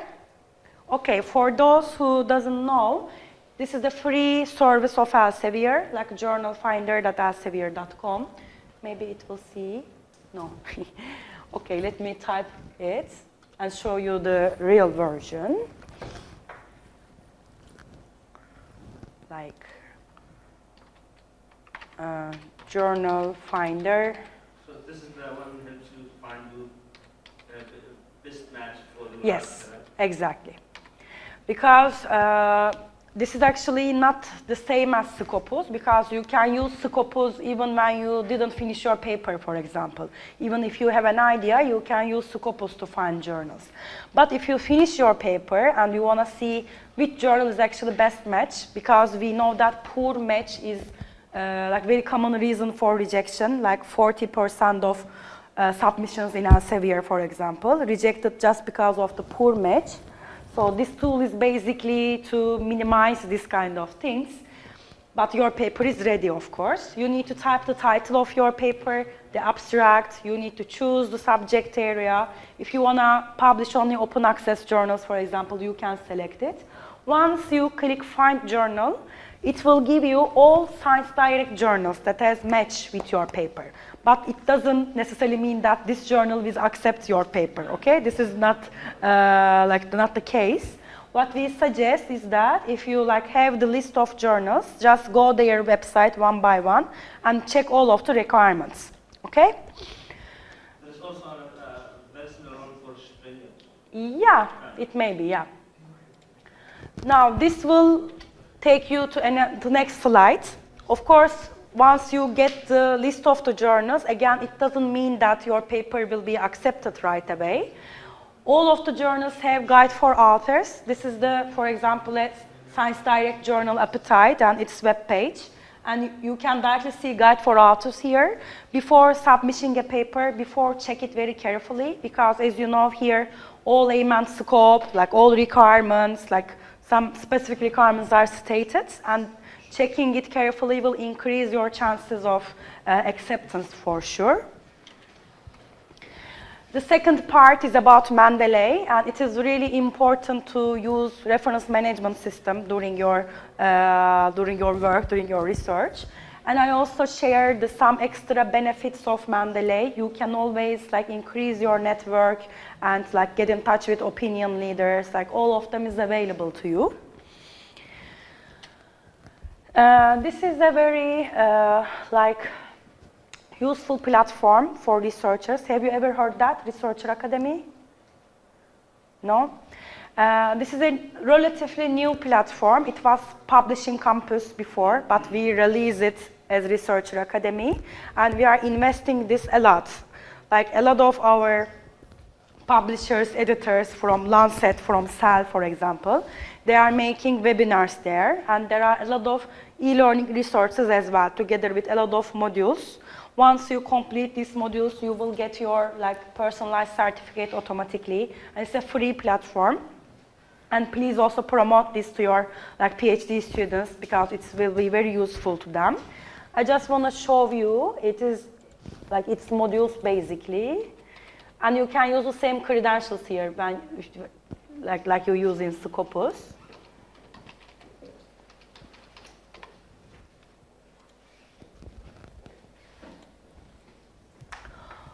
Okay, this is basically the main page of Researcher Academy. As you see, 5 main modules, but we continue to invest them. This is one of our priority actually for 2019, to expand this content as much as we can. All of them are several topics. For example, I don't know, for becoming a peer reviewer, let's say, let me click it and see how many modules under that. Yeah, we have 5 modules, for example, becoming a peer reviewer. Once you like complete all of these modules, you will get your certificate, like personalized certificate, like this like complete becoming a peer reviewer module in researcher academy, etc. Okay, it is very beneficial, and it is also very helpful for young researchers, like how to like write a manuscript, how to organize like my findings, like how to do collaboration. A lot of things is available. As for the last slide of today, these are some like useful links that you can check by yourself. The first 2 is about Science Direct, like some questions and some support centers, etc. And the third one is about Scopus, like includes a lot of Scopus tutorials. You can always watch them. Fourth one is our blogs for Mendeley and Scopus. I suggest you to subscribe them. Don't worry, we are not emailing you all the time, but we just send you like some useful information, some product updates, or some best practices, if like what your like colleagues, your peers accomplished by using this feature, for example. Fifth one is about Mendeley, more extensive guide about its features. Of course, it has like a lot of features, and I wish to have like some practical session together about Mendeley. But if you need any assistance, you can always check this guide. This one is our Facebook page. Again, we like announce some like developments in the region, or if we have a big event, for example, we announce it together with product updates. And last one is my email address. I'm the consultant for your institution, so whenever you have any questions about Elsevier products or like publishing process, basically, you can always email me. I will be happy to answer your questions at my earliest. So, if you know that we sent the like registration link before the workshop, this is where you can get your certificates. This is the like code of this workshop. You just need to type it, and you get your certificate like this, together with the title and your name, etc. And last one is about like a discount, maybe let's say, if you wanna like buy some Elsevier books with this code, you can have a discount. So, could you send that email for us? Could you send that? it's already in the presentation. It's already in this desktop. So that's it basically for today. We can have Q&A session if you like, or if you have no question, thank you for participating. Yeah.